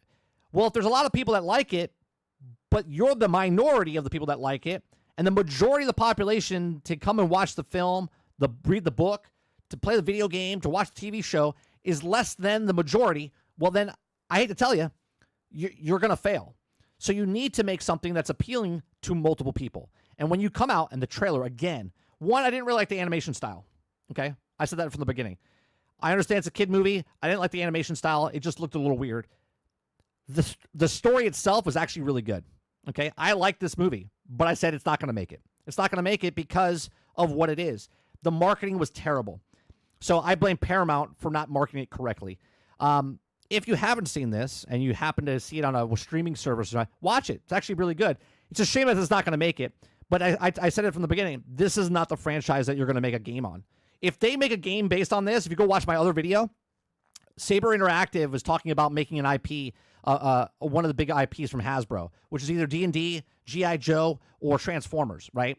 It's one of those three. I said I want a Transformers game. But if they make a Transformers game and they base it on this, mistake. They have to make it either on Generation 1 or Beast Wars. Okay, I stick by that even more so now because this trilogy they wanted to make wasn't going to make it. I knew it wasn't going to make it because we talked about this. I said, I don't know if I'm going to see it. I saw it. I loved it. I thought it was a great movie. But I was like, they're not doing well. It's not going to make money. So let's look at real quick. Let me go to Box Office Mojo.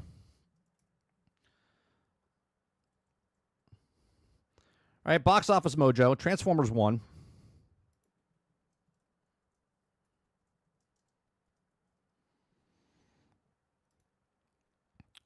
Okay.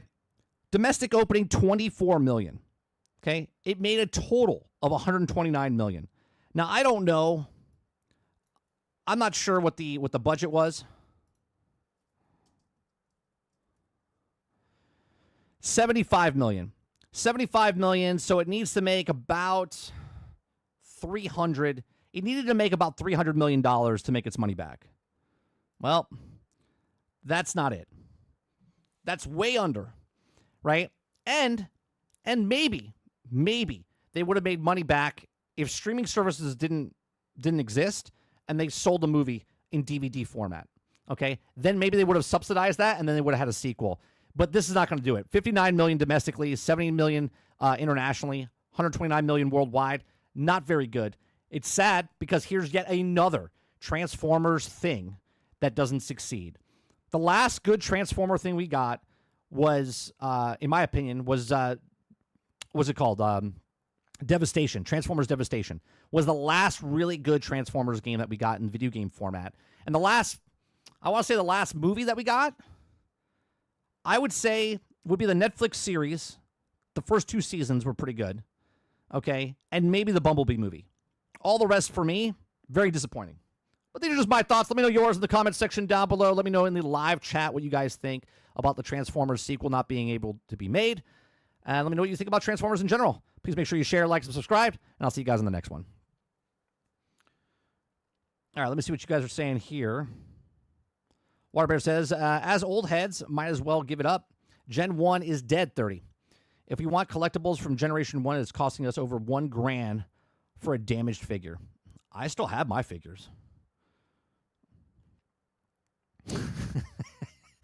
Alter, I love it. Michael, boom, boom, boom, boom, bay, boom, boom, boom. Transformers, boom, boom. Just constantly explosions, yeah.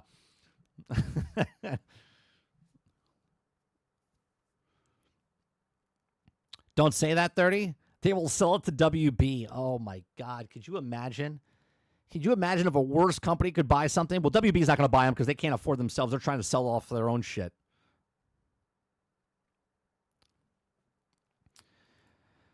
Waterbear says they might turn around and make it a TV show or Netflix movie instead of a sequel, maybe. You know what? That's a great point, Water. Great point. I would be okay if Netflix buys and then finishes out the trilogy on Netflix. That would be a good thing. Again, I thought the movie was great. I would love to see them finish the trilogy in this format. And maybe they should, right? Cobra Kai started on YouTube, and it ended up on Netflix and became one of the better shows. I would look forward to that. That's actually a really good point. Kingard says, "You mean the U.S. military movies that happened to contain big robots?" Yeah, that's exactly what they were, Kingard. They were just advertisements for the military the entire time. You see the small. Let me read again. You see the small He-Man picture I posted in the general chat earlier. Looks like he skipped back the leg day and is supposed to be the He-Man, not Adam. I didn't. Let me look that up. Did they have like He-Man set pictures?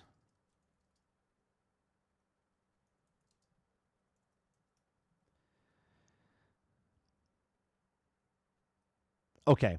First off, is this the actual He-Man that's playing? First picks right now. It doesn't look very good. He looks like he's ripped underneath.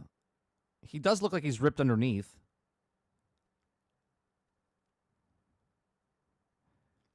Is there a picture of him as He-Man?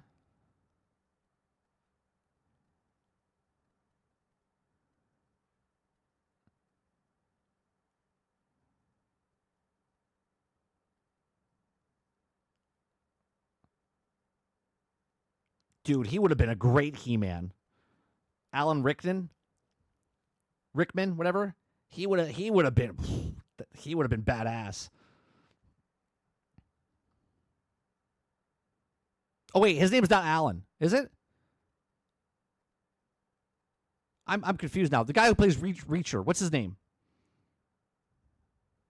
What's his name?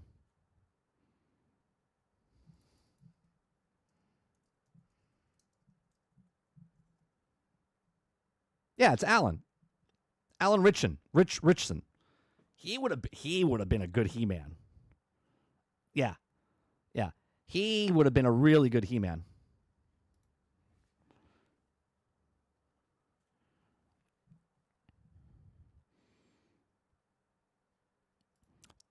Gundam models sell really well in America, but yeah, it was crazy. I also could find Transformer models, not figures.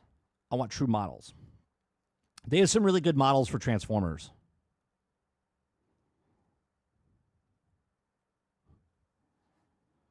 Just type me in general chat. All right.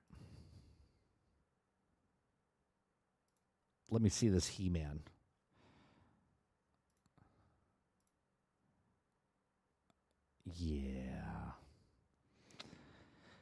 Yeah. I don't know, man. I'm gonna hold my reservations. He's not big enough. He's not big enough.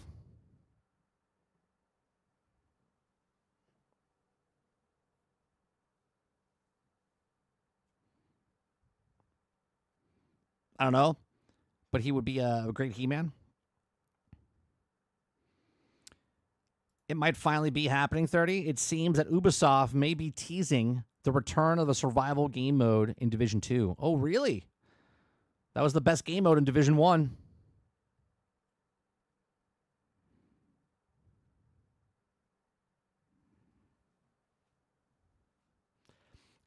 He-Man is like Superman, right? That's basically what he is, right? He's a guy with super strength powers who's like Clark Kent, and all of a sudden he transforms into He-Man. How no one knew it was him, right? How no one knew it was him never makes sense. But like, hey, you look familiar. He's got his superpowers. He's just a good guy overall, making good decisions.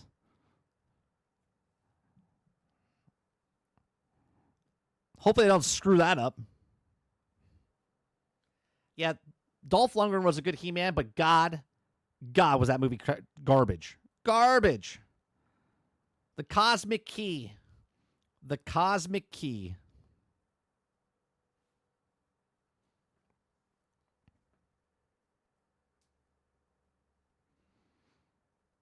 All right. The next story. And the last one for the day is James Gunn says the movie industry is dying because films are made without finished scripts and Marvel got killed by output increase. That wasn't fair. That wasn't fair. What do you mean it wasn't fair? I don't even know what he's talking about here. That's not He-Man, that's Tila. That's good, Krusty. Let me go back to that real fast. Yeah, that's Tila. Yeah. All right. I haven't read the article yet, but the film industry are made without finished scripts. That's the problem. Right? This is the problem in video games. Right? Just change the title, right? Video game industry is dying because games are made without finishing. Right? That's basically what you could say there. And that's why a lot of these games fail, because they're not done when they come out. Right? So of course, right? Some of the movies just feel half-baked. They get them out the door because of the IP. They give you, right? They give you stories that they think are like, oh, you like Transformers, you like Mortal Kombat, are you a fan of Uncharted? Right? They give you these movies, but the stories are just like, all right, cool, okay. So James Gunn says movie industry is dying because films are made without finished scripts, and Marvel got killed by the output increase. They did that themselves. They went from full speed ahead, 3-4 films a year for fucking 15 years. And then they're like, where do we go from here? Well, I don't know. How about you stop making previews, okay, and actually write a script? This man right here. Remember, if Superman is good, it's James Gunn, Superman. If Superman is bad, it's James Gunn, Superman. Okay? So we'll see what happens. Fingers crossed. Okay? Fingers crossed. James Gunn is stressed from the minute he took over DC Studios that no superhero movie under his watch could go into production without complete script. Now, with the new interview with Rolling Stones, the filmmaker attributed to so-called dying film industry to Hollywood's fatal mistake of always making blockbusters before the scripts are officially complete. Now, I'll agree with him there. I will agree with him there, what he said, right? They're putting it in production and making the previews and stuff like that, and they're like, this is going to make $1 billion before they even have a script. Make a script first, look at it and say, all right, it doesn't cost that much to make a script for the bigger picture of what you're going to make and cost on, right? Like a script, when you pay a writer $100,000, $200,000 to make a script, okay, is a lot cheaper than putting in production, making sets, makeup, actors, talent, all this other stuff, right? That's the cheapest part of the actual, is the actual script. So put effort into the actual script, okay? He says, quote, I do believe that the reason why movie industry is dying is not because of people not wanting to see movies, Gunn said. It's not because of the home screens getting so good. It's the number one reason is because people are making movies without finished screenplays.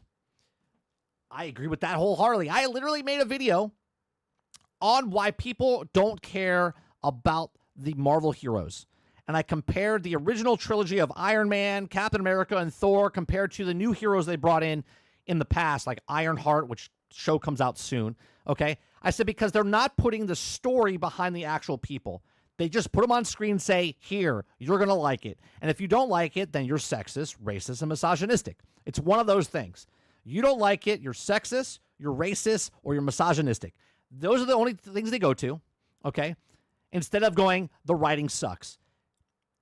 Anyone that's watched me when we used to do the reviews of all the Marvel shows, all of them, we stopped at Miss Marvel, okay? Years ago, we did WandaVision and Boba Fett and all this Marvel and Star Wars, all that stuff. Every single time, I brought up the writers. Every single time. I was like, the writers are inexperienced. They don't know what they're doing. They shouldn't get their break of these types of IPs. They should work their way up. And you look at some of the stuff on their resumes, and it was all short. They never wrote for television. They never wrote a movie. And then all of a sudden, now they're sprungboard into the limelight, and they're making the content, but they never read the comics. They never read the books. They never saw the movies. They never saw anything. They knew nothing about the characters, and it showed in the actual script itself. Okay? So I agree with him there. It says Gunn noted that DC Studios recently killed a project because the script just couldn't get to the right place, explaining, quote, everybody wanted to make the movie. It was greenlit, ready to go, and the screenplay wasn't ready. And I couldn't do a movie where the screenplay is not good. And if we also been really lucky so far because Supergirl's script was so fucking good off the bat, and then Lanterns came in and the script was so fucking good. Clayface, same thing, so fucking good. So we also have the scripts that we have been really lucky with the wise of the choice and whatever the combination is. Now, I hope, okay, I like Gunn. I don't like Gunn personally. I like Gunn's Guardians of the Galaxies. I liked his Suicide Squad stuff, right? I like the stuff that he's created, at least as a comic book, okay? I don't want Superman to suck. I want Superman to be good, okay? The stuff I'm seeing and the stuff we're hearing, I'm gonna hold it until it comes out. And when people actually see it, if it comes true, then I'll be like, that's a shame. But he says all these things are good. I don't know how you're going to make a Clayface movie, I'll be honest with you. But if the script's good, in his own words, so fucking good, okay? I'm interested in a Lantern movie. I'm interested in the Supergirl movie. I'm interested in all these stuff as long as the stories are good, okay? It says another thing Gunn said is that the works in his favor is that there's no corporate mandate from Warner Brothers to churn out certain number of films or television projects at DC Studios.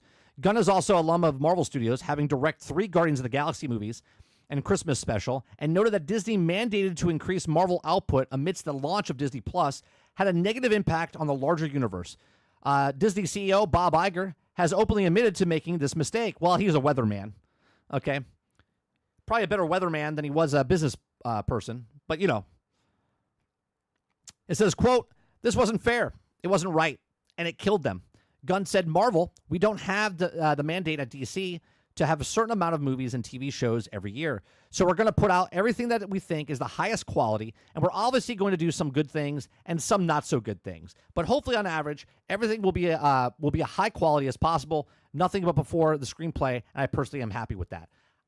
Again, based. Okay, I don't know, my voice just cracked. I'm 47 years old. I'm going through puberty. Okay, I like what he's saying here because the script is the most important thing. The script is the most important thing. If the script is shit, and again, he's playing the numbers game here. He says it out loud. The highest quality, observing, we're going to make more good things than not so good things. Okay. In the movie industry, there's more not so good than good. Okay. And again, we go back to this all the time. 10 films from a studio, 7 will bomb. They're not going to make money. 3 will make money. 1 will make a shit ton of money to stop the other 7 from losing and hemorrhaging the money. Okay, so hopefully Superman is that movie. That's the one movie that's going to make them a shit ton of money. Okay, because then they can come out with Supergirl and not be such good. They can come out with Clayface and not be so good. They can come out with Lantern and not be so good, right? Because Superman would be the best, okay, and make so much money that they can lose some for the next couple things to take risks with. Okay, so with Gunn's Superman arriving in theaters next month, his DC universe is about to launch. Only one other movie in the new franchise is completely filming in 2026, and that's Supergirl. But the plan is to build out the universe on the big screen with movies about Batman, the Brave and the Bold, and Wonder Woman. He says, Batman's my biggest issue in all of DC right now, personally. Gunn told Rolling Stones, and it's not, I'm not writing Batman, but I'm working with the writer of Batman and trying to get it right. Because it's incredibly important to DC as it Wonder Woman. So outside that stuff, I'm not doing in the projects that are actively going on, and the 2 priorities are finishing up Wonder Woman and our Batman scripts. Okay, I would see. I don't know what they're going to do because they have the Batman that came out, Robert Pattinson's Batman, which actually was pretty good. Little slow. They could have ended the movie like 30 minutes earlier. Okay, I'm excited to see what happens there. But then if you're making that, which is what the Outer Worlds. Okay, and then you have this new Batman coming in. I don't know, man. I think that kind of hurts the brand of Batman, having 2 separate Batmans within so close of each other. Just seems a little weird. Okay, like Batman's Nolan Batman was the only Batman that was out there as far as live action goes, right? And before that, it was the Tim Burton Batman, stuff like that. So it'll be very interesting to see what happens with Robert Pattinson's Batman and then the other Batman that comes in. Who knows? Speaking of Alan Ritchson. If he cast him as Batman, that would be a badass Batman, man. He'd be like comic book accurate, big ass Batman. That'd be cool. Batman has had a reason of existing, right? He continued. So Batman can't just be, oh, we're making a Batman movie because Batman's the biggest character in all of Warner Brothers, which he is. But because they need for him to be in the DC universe, and they need that he's not exactly the same as Matt Reeves' Batman, but yet he's not the campy Batman. I'm not interested in that. I'm not interested in a funny, campy Batman. Really, I was dealing with that, and I think I have a way in. By the way, I think we really know what it is. I'm just dealing with the writer and to make sure that he can make it a reality. Man, I would love a gritty Batman. Okay. Gunn said developing a Wonder Woman movie is actually easier for me because they haven't been so many infinite portrayals of Wonder Woman. Definitely not in movies, but also really anywhere. There also have been no as there have been with Batman. Yeah, Batman's you got to nail Batman. Okay, every single Batman story has been told, Gunn concluded. It seems like half the comics that have also come out in DC over the past 30 years have Batman in them. He's also one of the most famous superhero in the world, next to Spider-Man. Okay, and the most popular superhero in the world. And people love him because he's also interesting, but also having so much of him out there, he's also going to make him boring. So how do you create a property that's fun to watch? You know how you do it? Do you know how you do it? You make Batman like fucking John Wick. That's what you do. You want people to like Batman in a completely different form? You make Batman like John Wick. And I'm not talking about like guns blazing, shooting like that. You make it action-packed. Okay? You make it action-packed where he's just constantly beating criminals down. You make it good. That's what you make Batman, right? Make a detective and make him just beat ass. Okay? That's what I want to see for my Batman. None of this long form talking shit like Christian Bale. F that. Give me fisticuffs, man. Give me punching in the face, batarangs and bat cables. Okay? I want pure action with my Batman film. Whatever happened to Batman being a detective? He never does that anymore. That's what I said. Make him a detective and then make him beat up ass. That's what I need. That's what I need. Dolphin says I watched John Wick Chapter 3 this morning. I completely agree. Yeah, he just needs to fucking kick ass, man. Wouldn't that be great, Water? Alan plays Batman, big brute, just gritty, destroys people. That's what I want to watch. I hope not, Krebsy. He's saying all this, but Superman is about to be clowned because of the script. We don't know the script, right? We don't know the script. That's why I said I'm going to hold off, see what people say about it. If it's true, I think a lot of people, I saw another clip about the social media type of stuff. And I know they're trying to make a period piece, but Superman needs to be timeless, man. It needs to be timeless. I don't want to peg this movie when I watch it 20 years from now and go, that was done in 2025. Do you know what I mean?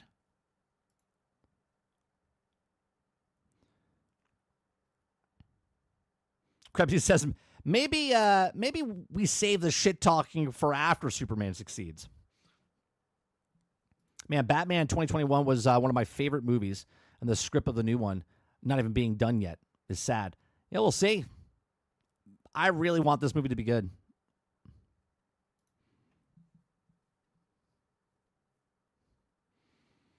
Superhero fans had a good run, eating good, but now they're starving. Remember, we had nothing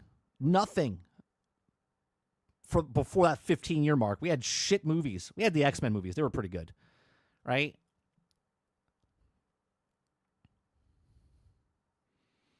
Oh, yeah. Oh, he wants to be, yeah, I think it's one of his dream jobs to be Batman. I would love if they gave him Batman. He is just so, like, here, let me find the Batman that hold on. Let me find the Batman that I want to find.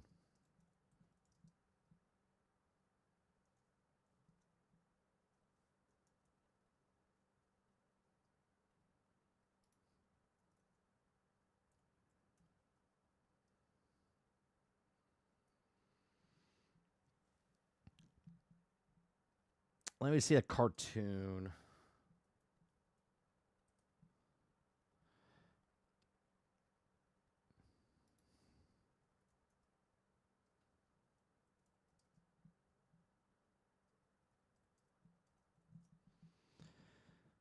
I want to see.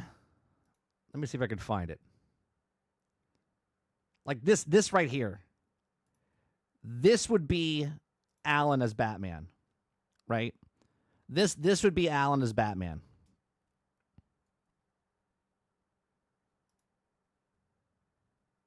He would just be a massive beast. Now, the only problem with this is he's going to stick out like a sore thumb, right? Because he's like 6'5", 6'6", 6'5", whatever he is. Okay? So when he's not Batman and he's Bruce Wayne, you're going to be like, do you know what I mean? There's not that many people walking around the city as big as this man. But that's what I would love to see.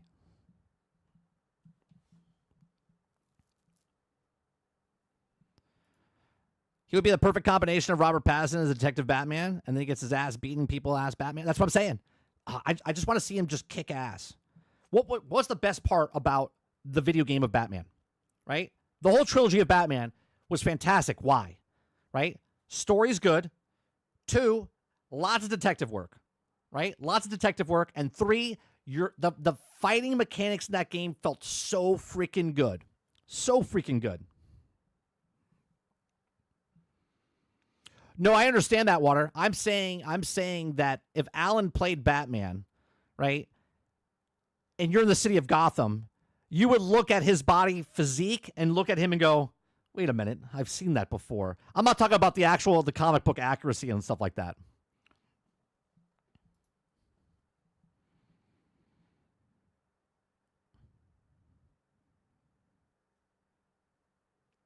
But instead, we got Superman to talk about, right? Superman. But Alan would be a perfect Batman. Now, I don't know about Corn Sweat, okay? I don't want to say he's a bad Superman. Henry Cavill, I think they wasted Henry Cavill as Superman. Wasted Henry Cavill as Superman. He could have been the Christopher Reeves of this Superman, of like this era. I just think they wasted it. I didn't like Zack Snyder's stuff. Maybe some of you guys are Snyder fans out there and love it, but I just thought they kind of ruined it. I liked actually, was it Brandon Roth? I like Brandon Roth as Superman, but I thought the story was shit. Right? Brandon Roth was a good Superman, but I hated the story of that movie. Especially, what's his name? What was the guy that played Lex Luthor? I forget his name. Is it Michael? No, it's the guy who played Mark Zuckerberg in the Facebook movie. I forget what his name is.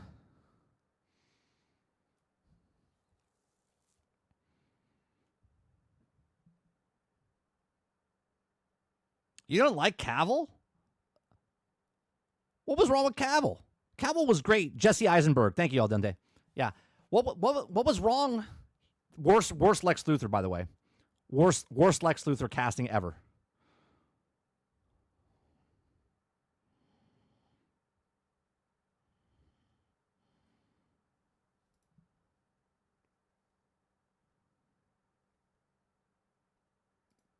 No, I hated Jesse Eisenberg. I thought it was shit.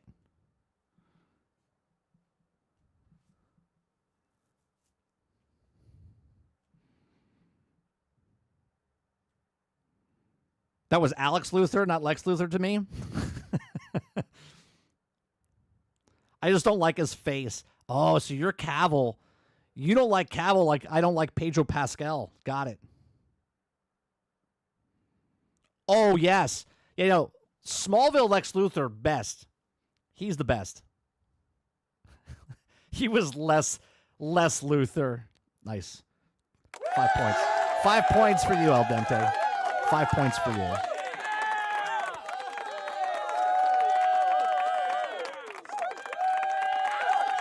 Spacey was a shit. He was a shit fucking Lex Luthor as well, Travis. Get out of here. Best Lex Luthor was Gene Hackman. Get out of here with that shit. Spacey best Lex Luthor.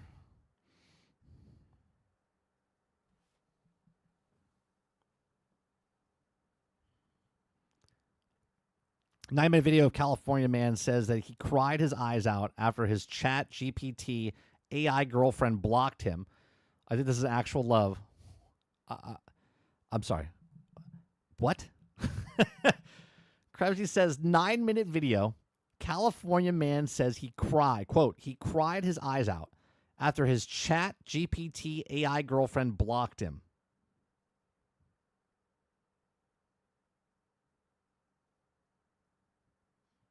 We're all talking about Superman. We're driving down the highway, and Krebsy pulls the fucking handbrake and like turns off the highway. What are we talking about, Krebsy?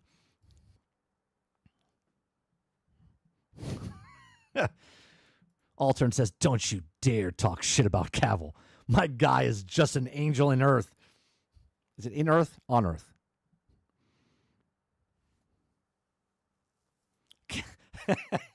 Kickard says, "I love everything about Cavill except his acting ability."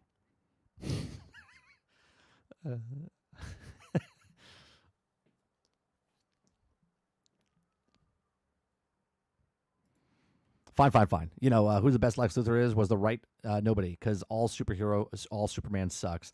I mean, Travis, you're like this close to just never coming back to this channel ever again.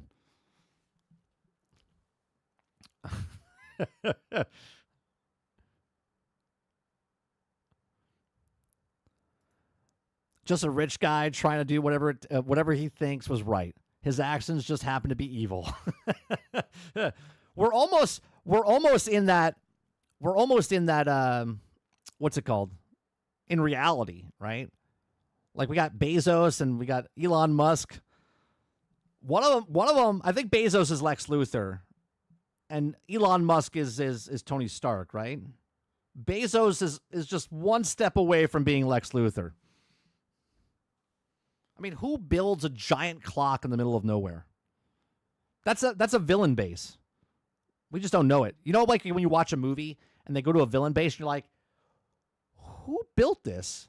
Like, someone had to build this. Like, that's the one thing I don't understand about the Batcave, okay?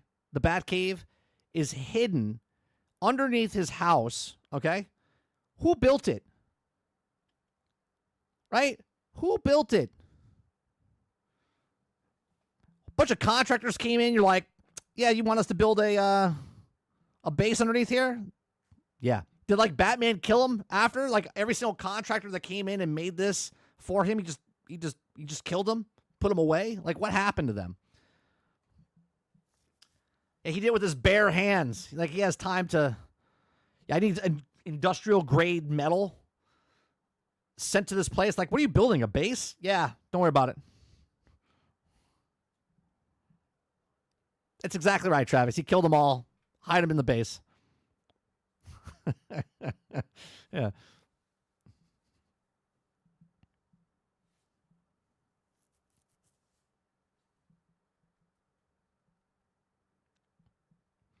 Can you imagine the clock in the middle of nowhere in a few years happens and an airplane crashes on it, and nowhere it becomes Lex Luthor taking over the world? Yeah, I'm telling you. Why would you build a villain base out in the middle of nowhere? Why are you building a clock that only strikes once every 100 years? Like, what is that? We're going to forget about it. And as the time comes up, people are going to be like, did you guys hear that? What's that noise? I don't know. What is that? Like, oh, that's the clock that, what was the guy's name? Jeff Bezos? Right? That built a clock in the middle of nowhere. That guy died like 98 years ago. Travis says, 30, what happened to Cavill being the Highlander? I think after he went Space Marines, I think that all got put on hold, did it not?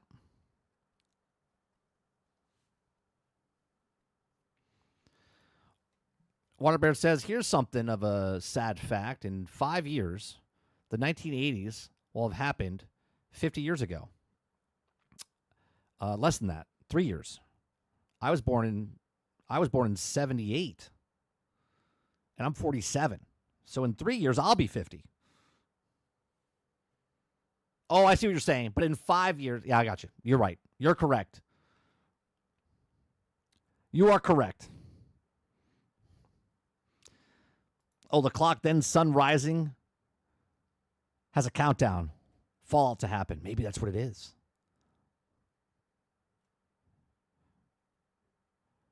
That's why he's sending out Katy Perry to space, so he can test out the rocket and his dick rocket, so he can see it go up in the sky. So when he becomes a villain, he can make a base on the moon.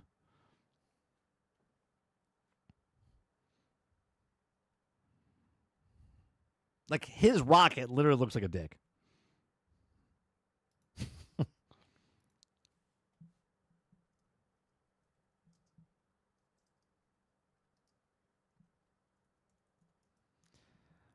You gotta be careful.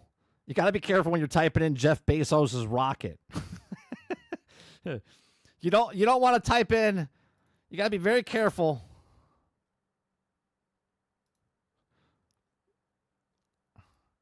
I mean, tell me he's not compensating for something. Tell me he's not compensating for something.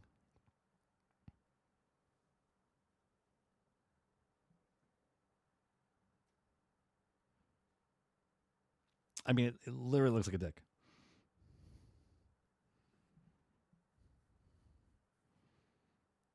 What's going on, Argus? Yeah, he's like, you know what? I'm one of the richest people on Earth. I want to make a rocket that looks like a dick. Right? Come on.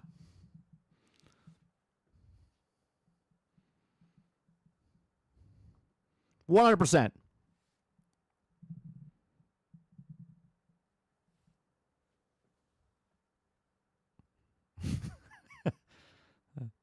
Is this Austin Powers joke? No, this is reality, Travis. This is reality.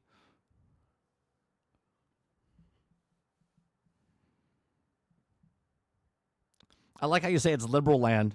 I forgot yesterday, right before the stream ended, you said you were in California. You there for business? El Dente says, this is how I met your mother. Oh, man.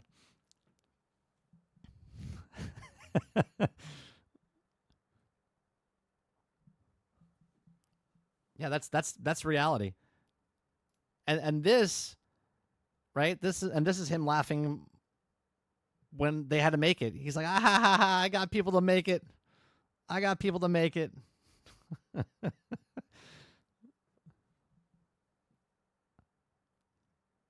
It's amazing. Do not,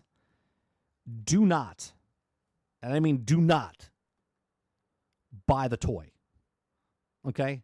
Do not buy this toy and give it to your kids. It's not appropriate. It's not appropriate. Okay? Do not buy the Jeff Bezos rocket and give it to your kids.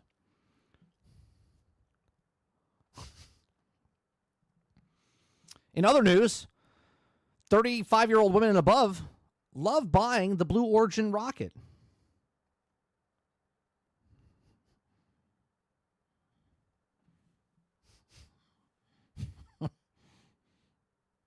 What about if you're a single woman in your 40s? Can I give that to my friend? That's what I just said. 35 and above, you're okay. Dolphin says it's going right next to my Destiny Tower. I don't know, maybe you'll get more use out of that than the Destiny Tower, Dolphin.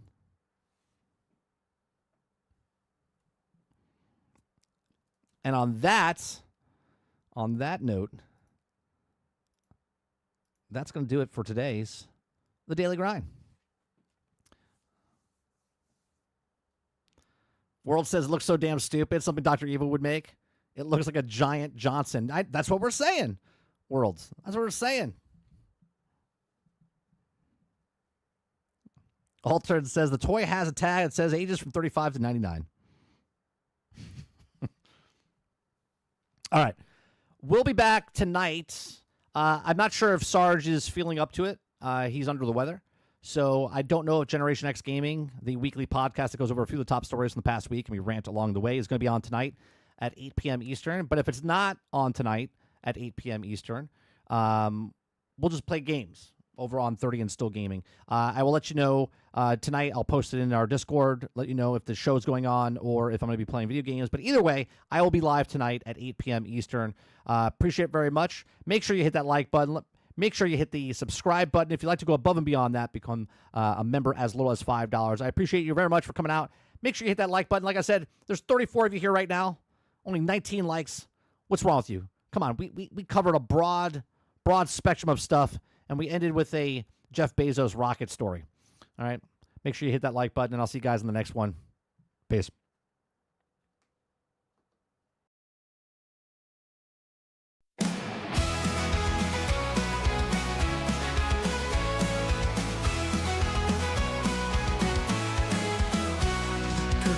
Sunshine, rise and shine. The daily grind is here on time with gaming news and fun galore. We'll chat and entertain once more. The coffee's hot, the mic is on. Jump in the chat, let's have some fun. From pixels small to stories grand, we bring the magic to your hand. We're nitty, tune in daily, don't you miss entertainment wrapped in bliss. From new releases, tips and tricks, the daily grind, your morning fix.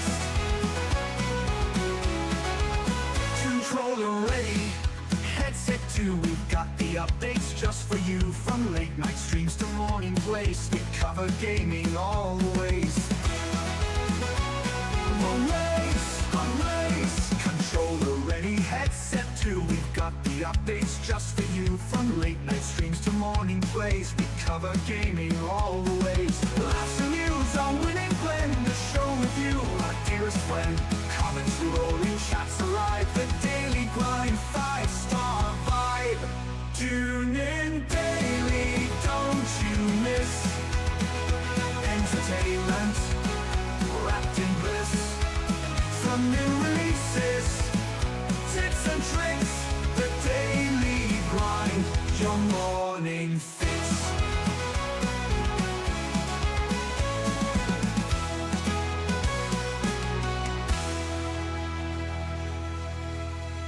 Good morning, sunshine, rise and shine. The daily grind is here on time with gaming news and fun galore. We'll chat and entertain once more. The coffee's hot, the mic is on. Jump in the chat, let's have some fun. From pixels small to stories grand, we bring the magic to your hand.